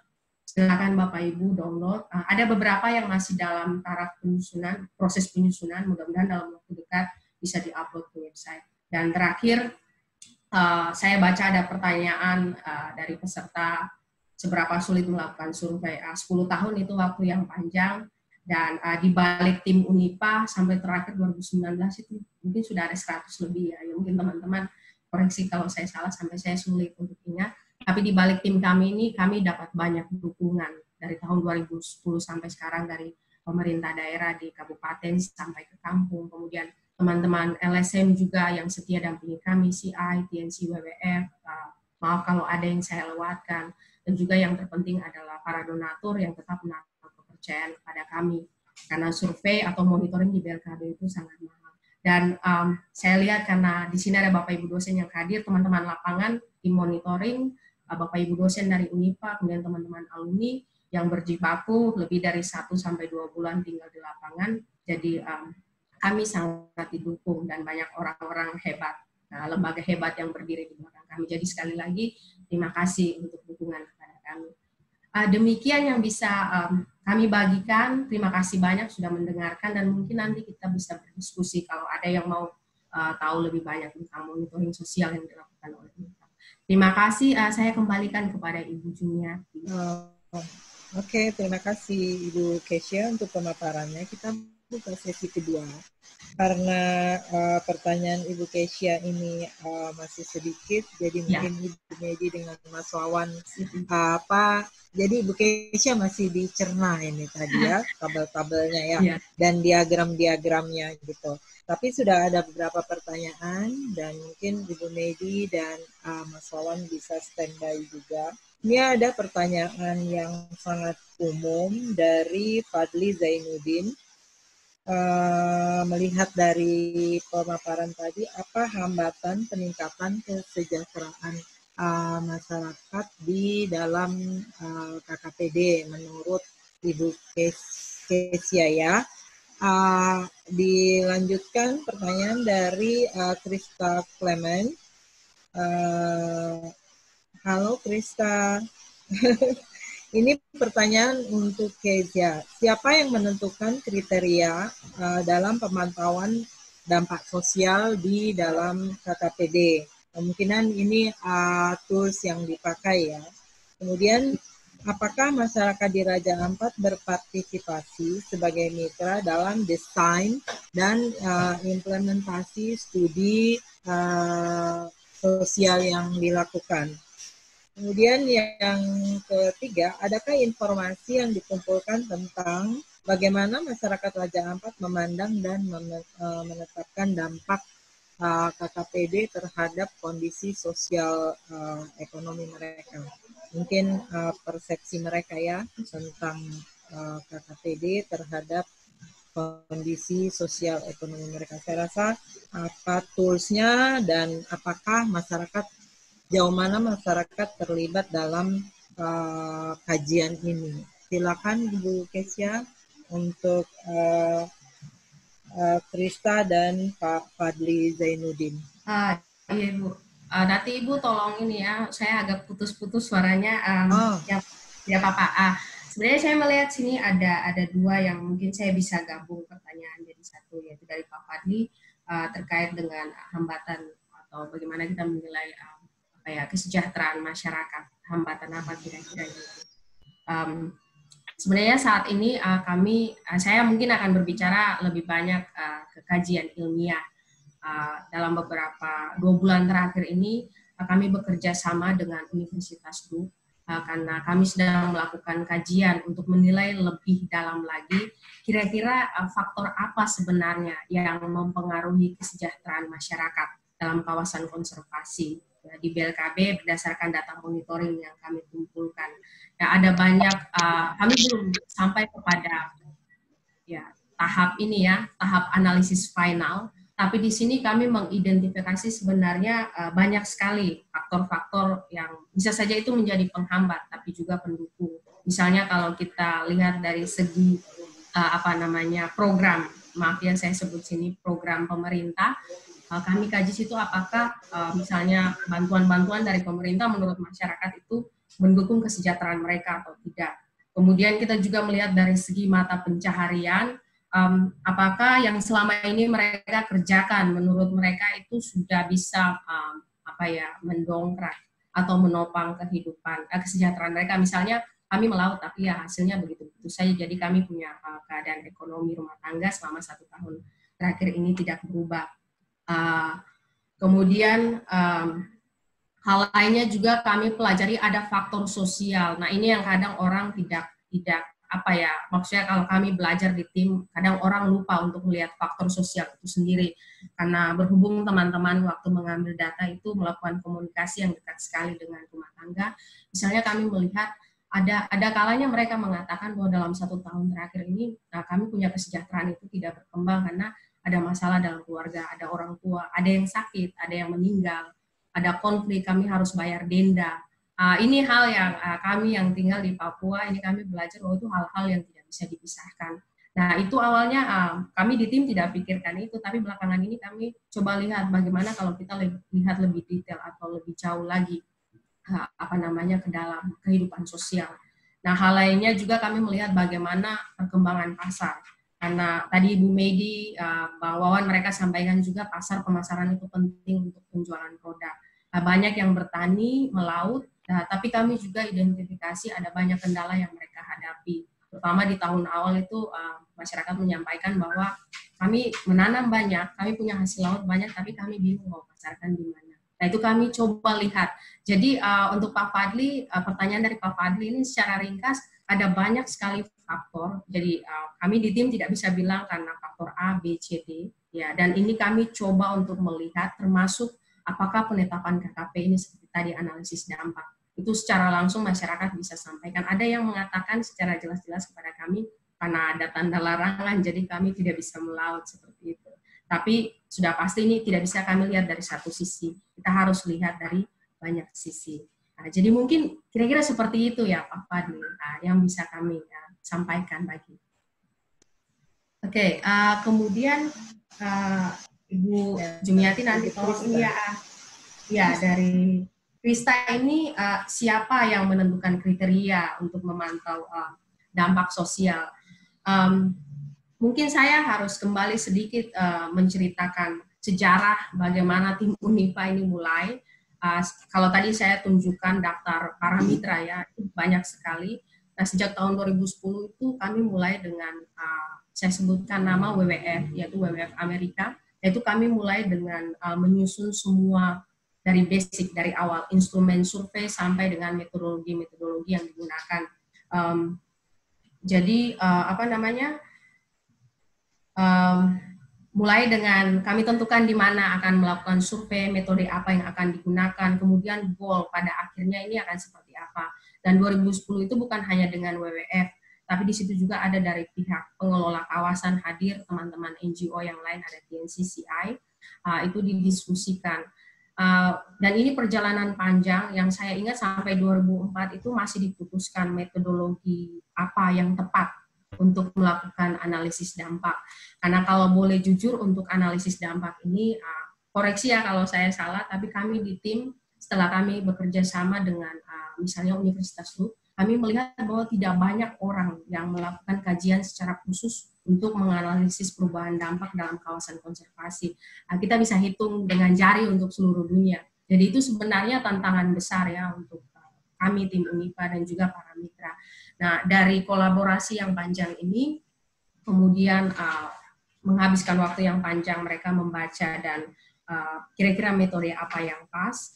Nah, akhirnya kita baru beberapa bulan yang lalu kita melakukan pertemuan bersama untuk menguji apakah kalau kita menggunakan kriteria misalnya jarak pasar itu akan mempengaruhi dari analisis kajian dampak atau tidak. Jadi ada diskusi yang panjang sampai pada akhirnya kami menemukan suatu model yang pas. Saya coba jelaskan sederhana ya Ibu Jumiati karena ini statistik sekali seperti itu. Jadi ada proses yang panjang kami menguji beberapa pendekatan sampai dengan kami menemukan yang namanya kestabilan dalam pengujian.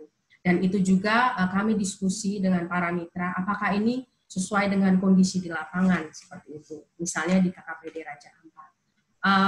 Nanti seperti tadi saya bilang produk monitoring yang dihasilkan itu secara rinci di situ ada metode yang digunakan, bahkan ada acuan literatur. Nanti kami bagikan. Mungkin kalau ada yang tertarik mau penelitian dampak bisa gunakan itu sebagai sebagai acuan. Nah, kira-kira seperti itu Ibu untuk pertanyaan terkait kriteria dampak. Kemudian ada satu lagi tadi, semoga saya tidak. Apakah masyarakat ikut serta di dalam implementasi metode itu? Maaf Ibu. Jelas ya. Iya, di sini pertanyaannya seperti itu. Sebagai mitra dalam desain dan implementasi studi, apakah masyarakat ikut serta? Kalau sampai kepada analisis, maksudnya keterlibatan masyarakat, misalnya, kami misalnya ya mau melakukan analisis dampak, apakah ada masyarakat yang terlibat dalamnya? Itu tidak ya. Maksudnya sampai kami panggil ini metode A, B, C, D, apakah sesuai tidak? Karena ini berbau penelitian. Tapi kalau sekali lagi kita kembali dari tahap awal, 2010 itu penentuan sekali karena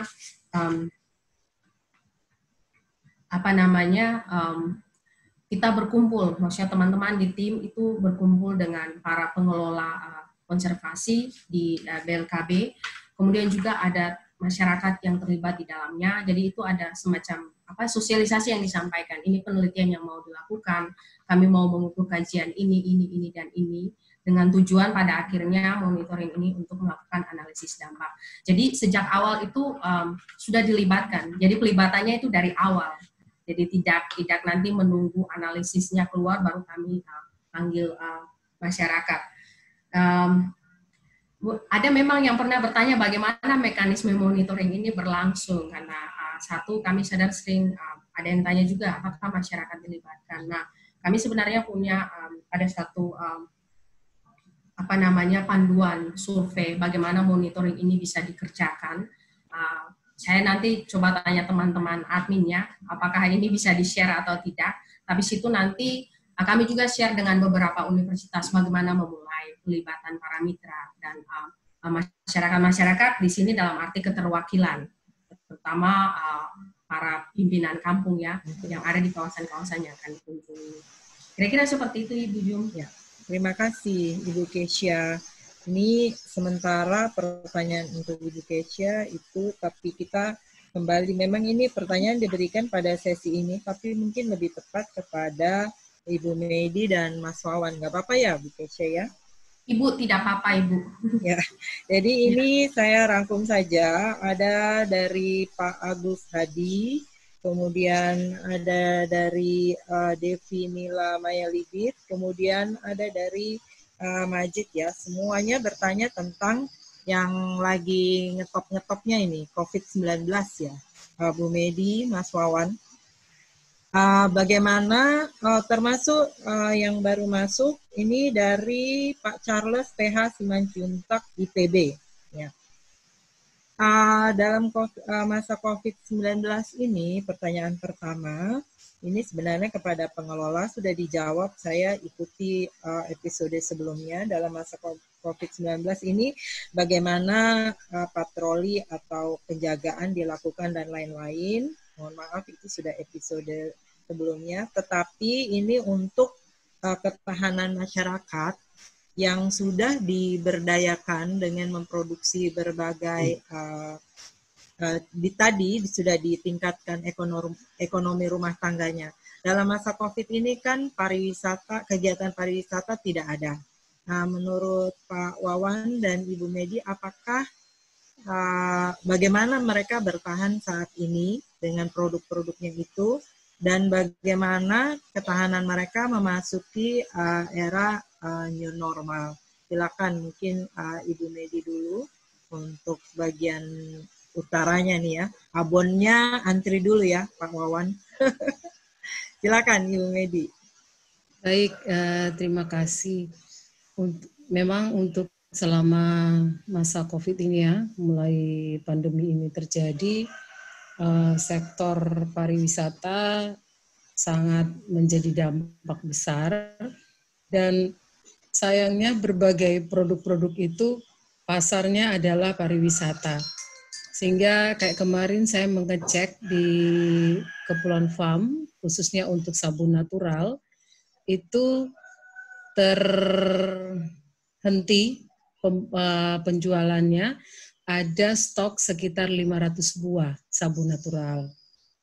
Karena mereka memproduksi, karena sebelumnya itu cukup laris, sehingga mereka antisipasi dengan memproduksi itu banyak. Tapi tiba-tiba terjadi pandemi, jadi ada nangkring 500 sabun natural. Nah, saya belum tahu dengan beberapa produk yang lain, tetapi asumsinya sekarang karena kegiatan pariwisata juga terhenti, mungkin juga itu ada dampak dengan berbagai produk-produk yang pasarnya adalah pariwisata. Tapi kemarin saya mengikuti, ini sebenarnya sebuah tantangan dan saya mengajak juga bersama untuk bisa berkontribusi. Kemarin saya mengikuti sebuah forum CBT, mereka men-sharing beberapa kreativitas ya atau inovasi yang terjadi justru di masa pandemi gitu. Seperti misalnya ada yang membentuk namanya rupa duta. Jadi itu adalah pemasaran produk melalui online. Semua produk masyarakat binaan mereka itu dipasarkan melalui online itu. Nah, saya berpikir mungkin kita juga bisa memikirkan di masa seperti ini, karena misalnya VCO itu manfaat yang sangat luar biasa gitu ya. Mungkin bisa ada inovasi seperti itu. Tapi dari sisi dampak, dari petikan beberapa kasus ya, untuk sabun natural saya sudah cek itu memang terhambat dari sisi pemasarannya. Oke. Ya, terima kasih Bu Medi, karena konsumennya ini adalah dunia pariwisata juga ya. Jadi resort-resort, kemudian homestay yang memanfaatkan sabun ini, karena memang ukurannya juga untuk ukuran yang bisa cepat habis ya Bu, selama orang jadi mungkin bisa hotel-hotel juga jadinya berhenti. Betul. Ya Bu ya. Iya. Nah, ada pemikiran baru sebenarnya Bu Meni, di masa nanti pariwisata new normal, salah satunya kan ada kebutuhan untuk cuci tangan. Nah, kita memikirkan bahwa limbah cairnya kalau dia dari sabun yang biasa itu akan berpengaruh ke alam ya, sehingga mungkin ada kebijakan menggunakan sabun natural yang sisi limbah cairnya itu sudah pasti tidak merusak lingkungan dan itu menjadi ekonomi bagi masyarakat gitu. Oh iya ya, ini bisa ini para peserta seminar ini ya. Sabun dari Raja Ampat itu dari kopra loh, dari demikian juga VCO-nya ya, tidak merusak. Kalau dipakai menyelam juga ya, minyak kelapa ya. Ya, bagaimana dengan binaannya Mas Wawan ini, produk-produk rumah tangganya?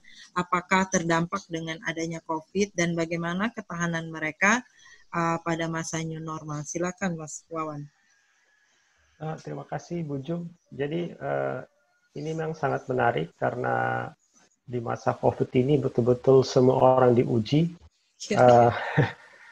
hampir semua sektor diuji, tapi menariknya karena juga saya terlibat dengan Mbak Kesia dan tim UNIPA untuk membahas dampak dari ketahanan pangan ini. Yang menarik adalah yang saya lihat, yang kami lihat di masa COVID ini, teman-teman yang memang dari dulu menjadikan mata pencarian sebagai bertani itu cukup kuat ya menghadapi COVID ini, karena terus terang dari segi data sosial kita di Kofiau dan Misol itu memang 80% itu mata pencarian utamanya masyarakat kita itu bertani, seperti singkong, patatas, kemudian sagu. Nah, cuma permasalahannya ini yang harus jadi pelajaran besar buat kita semua, bahwa ternyata generasi ke belakang ini udah sulit makan sagu, Bu. Nah, jadi komunikasi kami terakhir dengan teman-teman di lapangan, mereka sudah kembali menanam singkong, menanam patatas untuk bertahan dulu, dan alhamdulillahnya adalah karena mereka tidak sulit mencari ikan, Bu.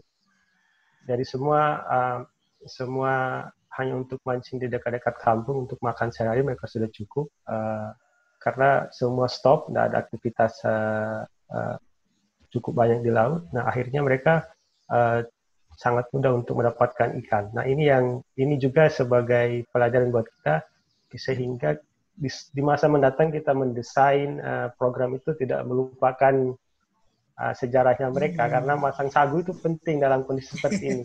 Karena terus terang Raja Ampat ini semua bahan pokoknya itu kan dimasuk dari luar, sedangkan saat ini kapal-kapal itu sangat dibatasi untuk menuju kampung-kampung. Nah, itu pesan buat kita semua, bahwa memang sangat penting kita melihat sejarah lampau kampung-kampung kita di Papua ini dan tidak merubah secara masif kebiasaan-kebiasaan itu yang memang kearifan lokal mereka punya ketahanan cukup kuat sebenarnya.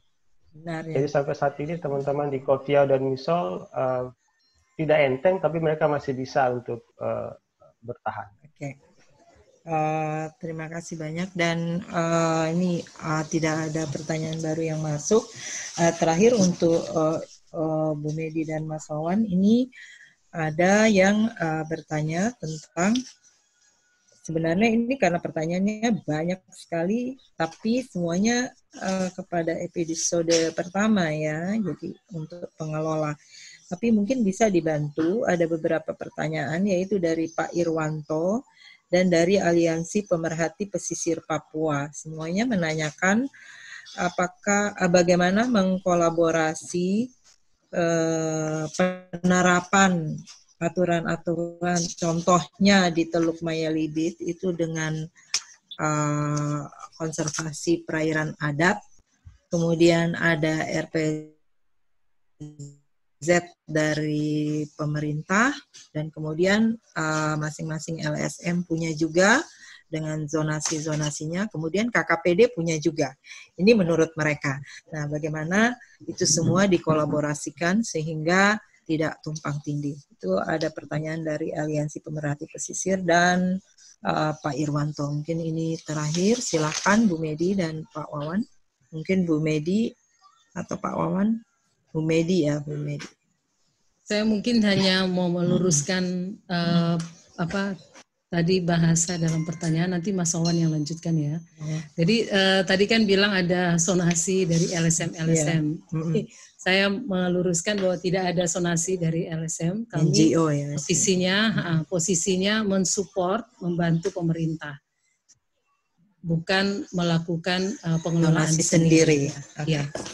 Silakan Mas Wawan. Mas Wawan. Terima kasih Om Irwanto dan teman-teman sekalian. Jadi memang seperti kita tahu bahwa Papua Barat baru saja disahkan rencana sonasinya, dan itu prestasi luar biasa bagi tim di Papua Barat, terutama untuk kelompok kerja yang sudah hampir 2 tahun lebih bekerja untuk dokumen ini. Nah, menariknya adalah wilayah 2 mil itu yang dialokasikan untuk masyarakat adat itu bisa dibikin apa saja sebenarnya. Bisa dibikin apa saja, artinya ini adalah sesuai dengan kebutuhan masyarakat lokal di wilayah itu. Bukan saja untuk sasi, tetapi banyak hal. Nah, ini juga dibantu oleh Kementerian Kelautan dan Perikanan, yang mana mereka menyebutnya masyarakat hukum adat. Jika di situ memang ada struktur adat yang sudah berlaku sejak lama. Artinya, seingat saya di kelompok kerja kita dulu, kita mengajukan 4 atau 5 mil ke pemerintah itu sebagai wilayah adat oleh masyarakat Papua Barat. Tetapi yang disetujui itu 2 mil. Jadi sebenarnya ada banyak inisiasi sebenarnya untuk kelompok masyarakat ini. Yang terbaru adalah ada di wilayah Misol Utara juga, teman-teman Yayasan Nasaret juga mengajukan inisiasi untuk masyarakat adat untuk mengelola kawasannya. Kemudian juga di Misol Utara juga, di Misol Utara mulai dari Foloi, Tomolol, dan di Malas juga mengajukan kelola mandiri. Jadi sebenarnya inilah prestasi yang luar biasa bagi teman-teman di Papua Barat, bahwa memang kita pemerintah menyiapkan lokasi 2 mil ini untuk masyarakat. Jadi ini yang perlu didampingi agar sesuai dengan kebutuhannya masyarakat lokal. Saya pikir demikian, Ujung. Oke, terima kasih banyak. Ada pertanyaan buat Mbak Keisha nih. Apakah sudah berlaku 10 tahun toolsnya? Apakah tidak ingin memperbaharui begitu sehingga untuk melihat dampak? Pertanyaan dari chat ini ya. Oke. Silakan Mbak Keisha, Pak Taufik kalau tidak salah tadi saya lihat, Muhammad Taufik Hidayat. Apakah tidak ingin mengembangkan indikator baru yang lebih bisa melihat dampak secara lebih spesifik? Silakan Bu Keisha. Ya. Baik Ibu, terima kasih. Ini pertanyaan menarik. Mungkin sekilas saya mau sampaikan di balik apa yang saat ini kami hasilkan, misalnya instrumen survei, termasuk metodologi. Di balik itu ada cerita di mana berapa kali, sampai saya tidak ingat versi keberapa, kami rubah banyak sekali. Misalnya waktu baseline kami turun, itu ada banyak perubahan yang kami lakukan, karena waktu waktu awal turun kami berpikir oke, misalnya metode ini, teknik pengambilan data seperti ini, dan juga pertanyaan seperti ini cocok. Tapi begitu turun, ternyata ada kondisi di lapangan yang tidak memungkinkan untuk tim menanyakan misalnya pertanyaan tersebut. Jadi itu ada mengalami perubahan beberapa kali. Dan kalau pemahaman kami ya dari segi ilmiah, misalnya kita berencana untuk melakukan monitoring yang kontinu secara terus-menerus, pada akhirnya kita juga harus sampai pada satu tahap yang maksudnya instrumen kita harus stabil, karena tidak mungkin berubah secara terus-menerus. Setiap turun survei berubah-berubah, itu nanti waktu nggak bisa ya kajian nanti bingung seperti itu. Nah, sampai dengan terakhir sekitar 2014-15 itu kami sudah mulai sampai pada level ini instrumen standar, karena itu sudah diuji dan ini mungkin ada yang pikir apakah bisa dibuat secara khusus untuk BLKB.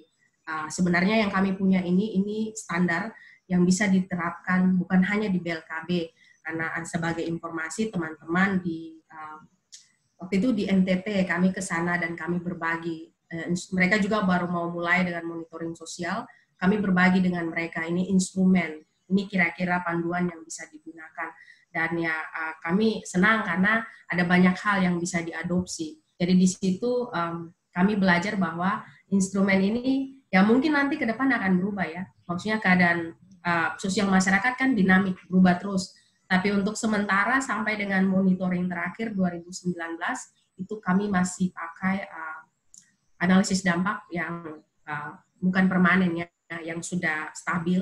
Kemudian sistem pengambilan data atau survei yang instrumennya juga sudah stabil sejak beberapa tahun. Seperti itu, Ibu Jun. Oke, terima kasih Ibu Keisha. Ini pertanyaannya semuanya mengenai pengelolaan.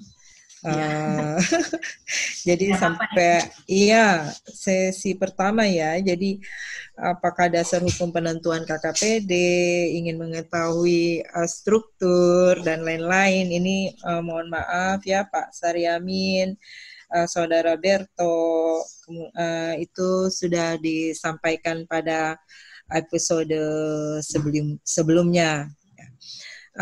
Kemudian ini ada pertanyaan yang sangat umum sebenarnya untuk Ibu Keisha. Ya. Apakah dampak penetapan KKPD Raja Ampat terhadap ekonomi masyarakat di Raja Ampat secara keseluruhan? Jadi mungkin perbandingan antara atau koneksi antara yang di dalam kawasan dengan secara keseluruhan gitu. Silakan Ibu Keisha. Iya, walaupun mungkin studinya ini kan yang dalam kawasan ya. Oh iya. Ya seperti tadi mungkin kalau masih ingat di metodologi ada saya sempat singgung bukan metodologi bagian awal, ada kampung yang berada dalam kawasan dan ada kampung juga yang berada di luar kawasan, maksudnya di luar kawasan konservasi. Nah, itu yang kami sebut dengan kontrol. Jadi untuk mengukur analisis atau perubahan dampak sendiri, itu sebenarnya kami membandingkan antara kampung yang berada dalam kawasan konservasi dan kampung yang berada di luar kawasan konservasi. Mungkin tadi grafiknya itu secara sepintas, itu bahasa Inggris ya, minta maaf tidak sempat translate ke bahasa Indonesia, tapi situ MPA, itu artinya kawasan konservasi perairan, dan ada kontrol. Kontrol itu maksudnya kampung-kampung yang berada di luar kawasan konservasi. Jadi sini kita mau melihat seperti apa dampak perubahan di dalam dan di luar kawasan. Nah, itu sebenarnya akan membantu untuk disusunnya suatu rekomendasi kebijakan untuk pengelolaan KKP. Misalnya kalau kontrol bagus, apa kira-kira pembelajaran yang bisa kita lihat dari kampung-kampung di luar kawasan untuk diterapkan di pengelolaan kawasan konservasi sendiri. Kira-kira seperti itu, Ibu. Jadi sebenarnya ada membandingkan. Oke. Terima kasih Ibu Keisha. Demikianlah episode kali ini lebih banyak membahas tentang kondisi sosial ekonomi masyarakat di dalam kawasan konservasi, di mana dilakukan pemberdayaan baik itu pariwisata ataupun perikanan tradisional oleh berbagai pihak bekerja sama dengan pemerintah daerah, dan apa yang sudah dilakukan itu dilakukan monitoring oleh UNIPA bekerja sama dengan begitu banyak pendukung ya, Ibu Kesha. Dari apa yang sudah kita ikuti hari ini, Ibu Medi tadi membuka dengan apakah konservasi dan pariwisata itu apa ya tadi Bu Medi, bisnis semata gitu ya. Jadi bagaimana konservasi itu untuk pariwisata dan tentu saja untuk kesejahteraan masyarakatnya. Kemudian dari Ibu Kesha juga memaparkan bagaimana kesejahteraan ini bisa dilihat dampak satu lokasi dijadikan kawasan konservasi, kemudian dilakukan pemberdayaan di dalamnya, bagaimana perkembangan sosial ekonominya dari waktu ke waktu. Kita tidak bisa menyebut bahwa wah ini sudah berhasil, ini sudah kita sudah puas pada satu titik. Tentunya Ibu Medi dan Pak Wawan akan bergerak terus dan diikuti, dipantau terus oleh kajian-kajian yang dilakukan oleh Ibu Kesha dan teman-teman. Dan saya rasa apa yang hari ini kita ikuti membuka banyak peluang untuk kajian-kajian, penelitian yang semakin membuat kita, para pelaku di konservasi di dalam di Raja Ampat ini percaya diri terhadap apa yang sudah dilakukan. Karena kalau dikaji secara ilmiah, pasti Ibu Medi dan Pak Wawan akan semakin percaya diri untuk apa yang sudah dilakukan dan apa yang akan dilakukan. Demikian untuk episode kali ini. Terima kasih untuk semua panelis kita, Mas Wawan, dan narasumber kita, Ibu Medi dan Ibu Kesha.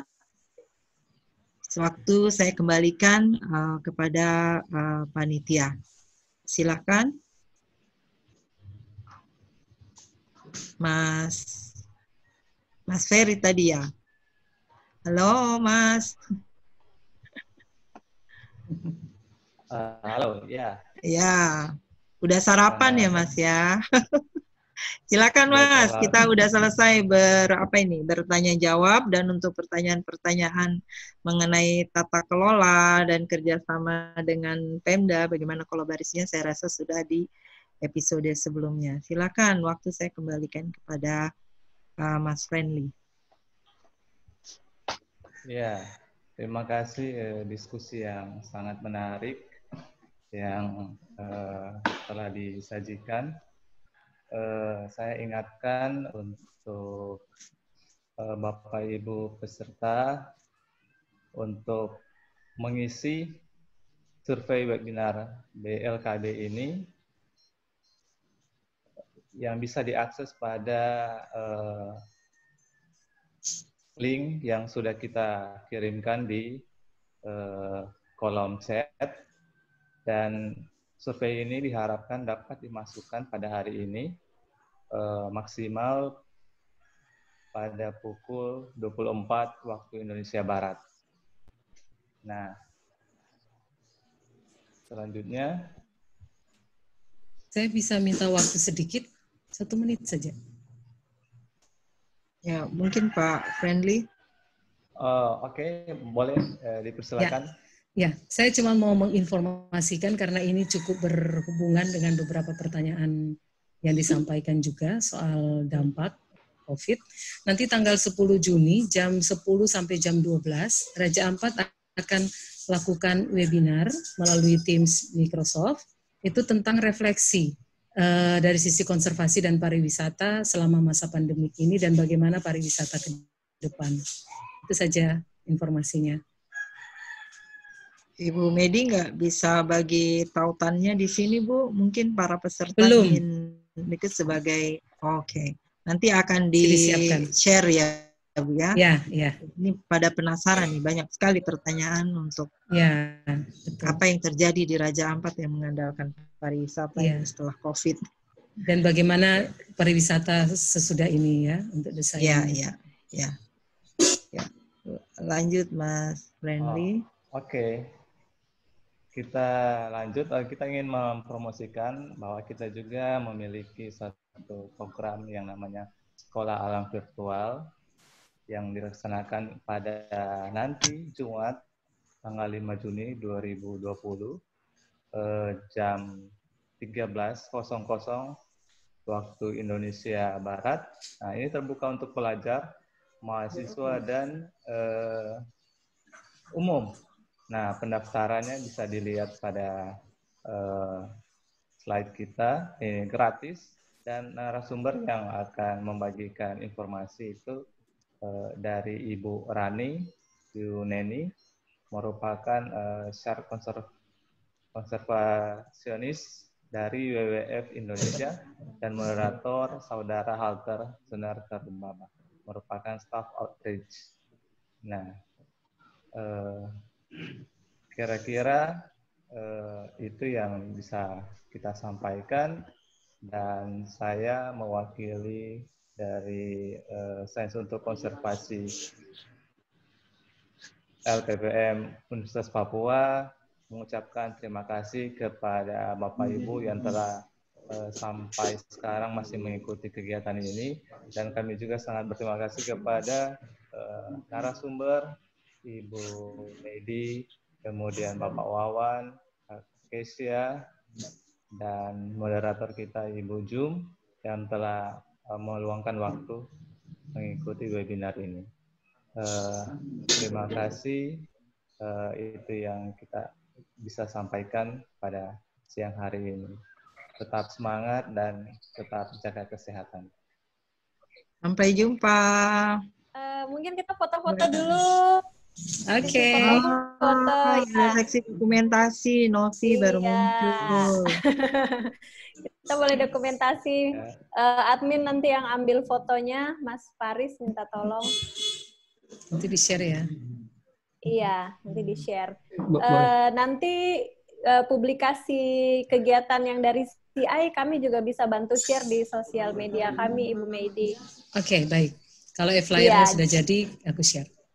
Iya, nanti buat yang ingin melihat webinar dari CI informasinya, nanti bisa pantau sosial media kami akan berikan update.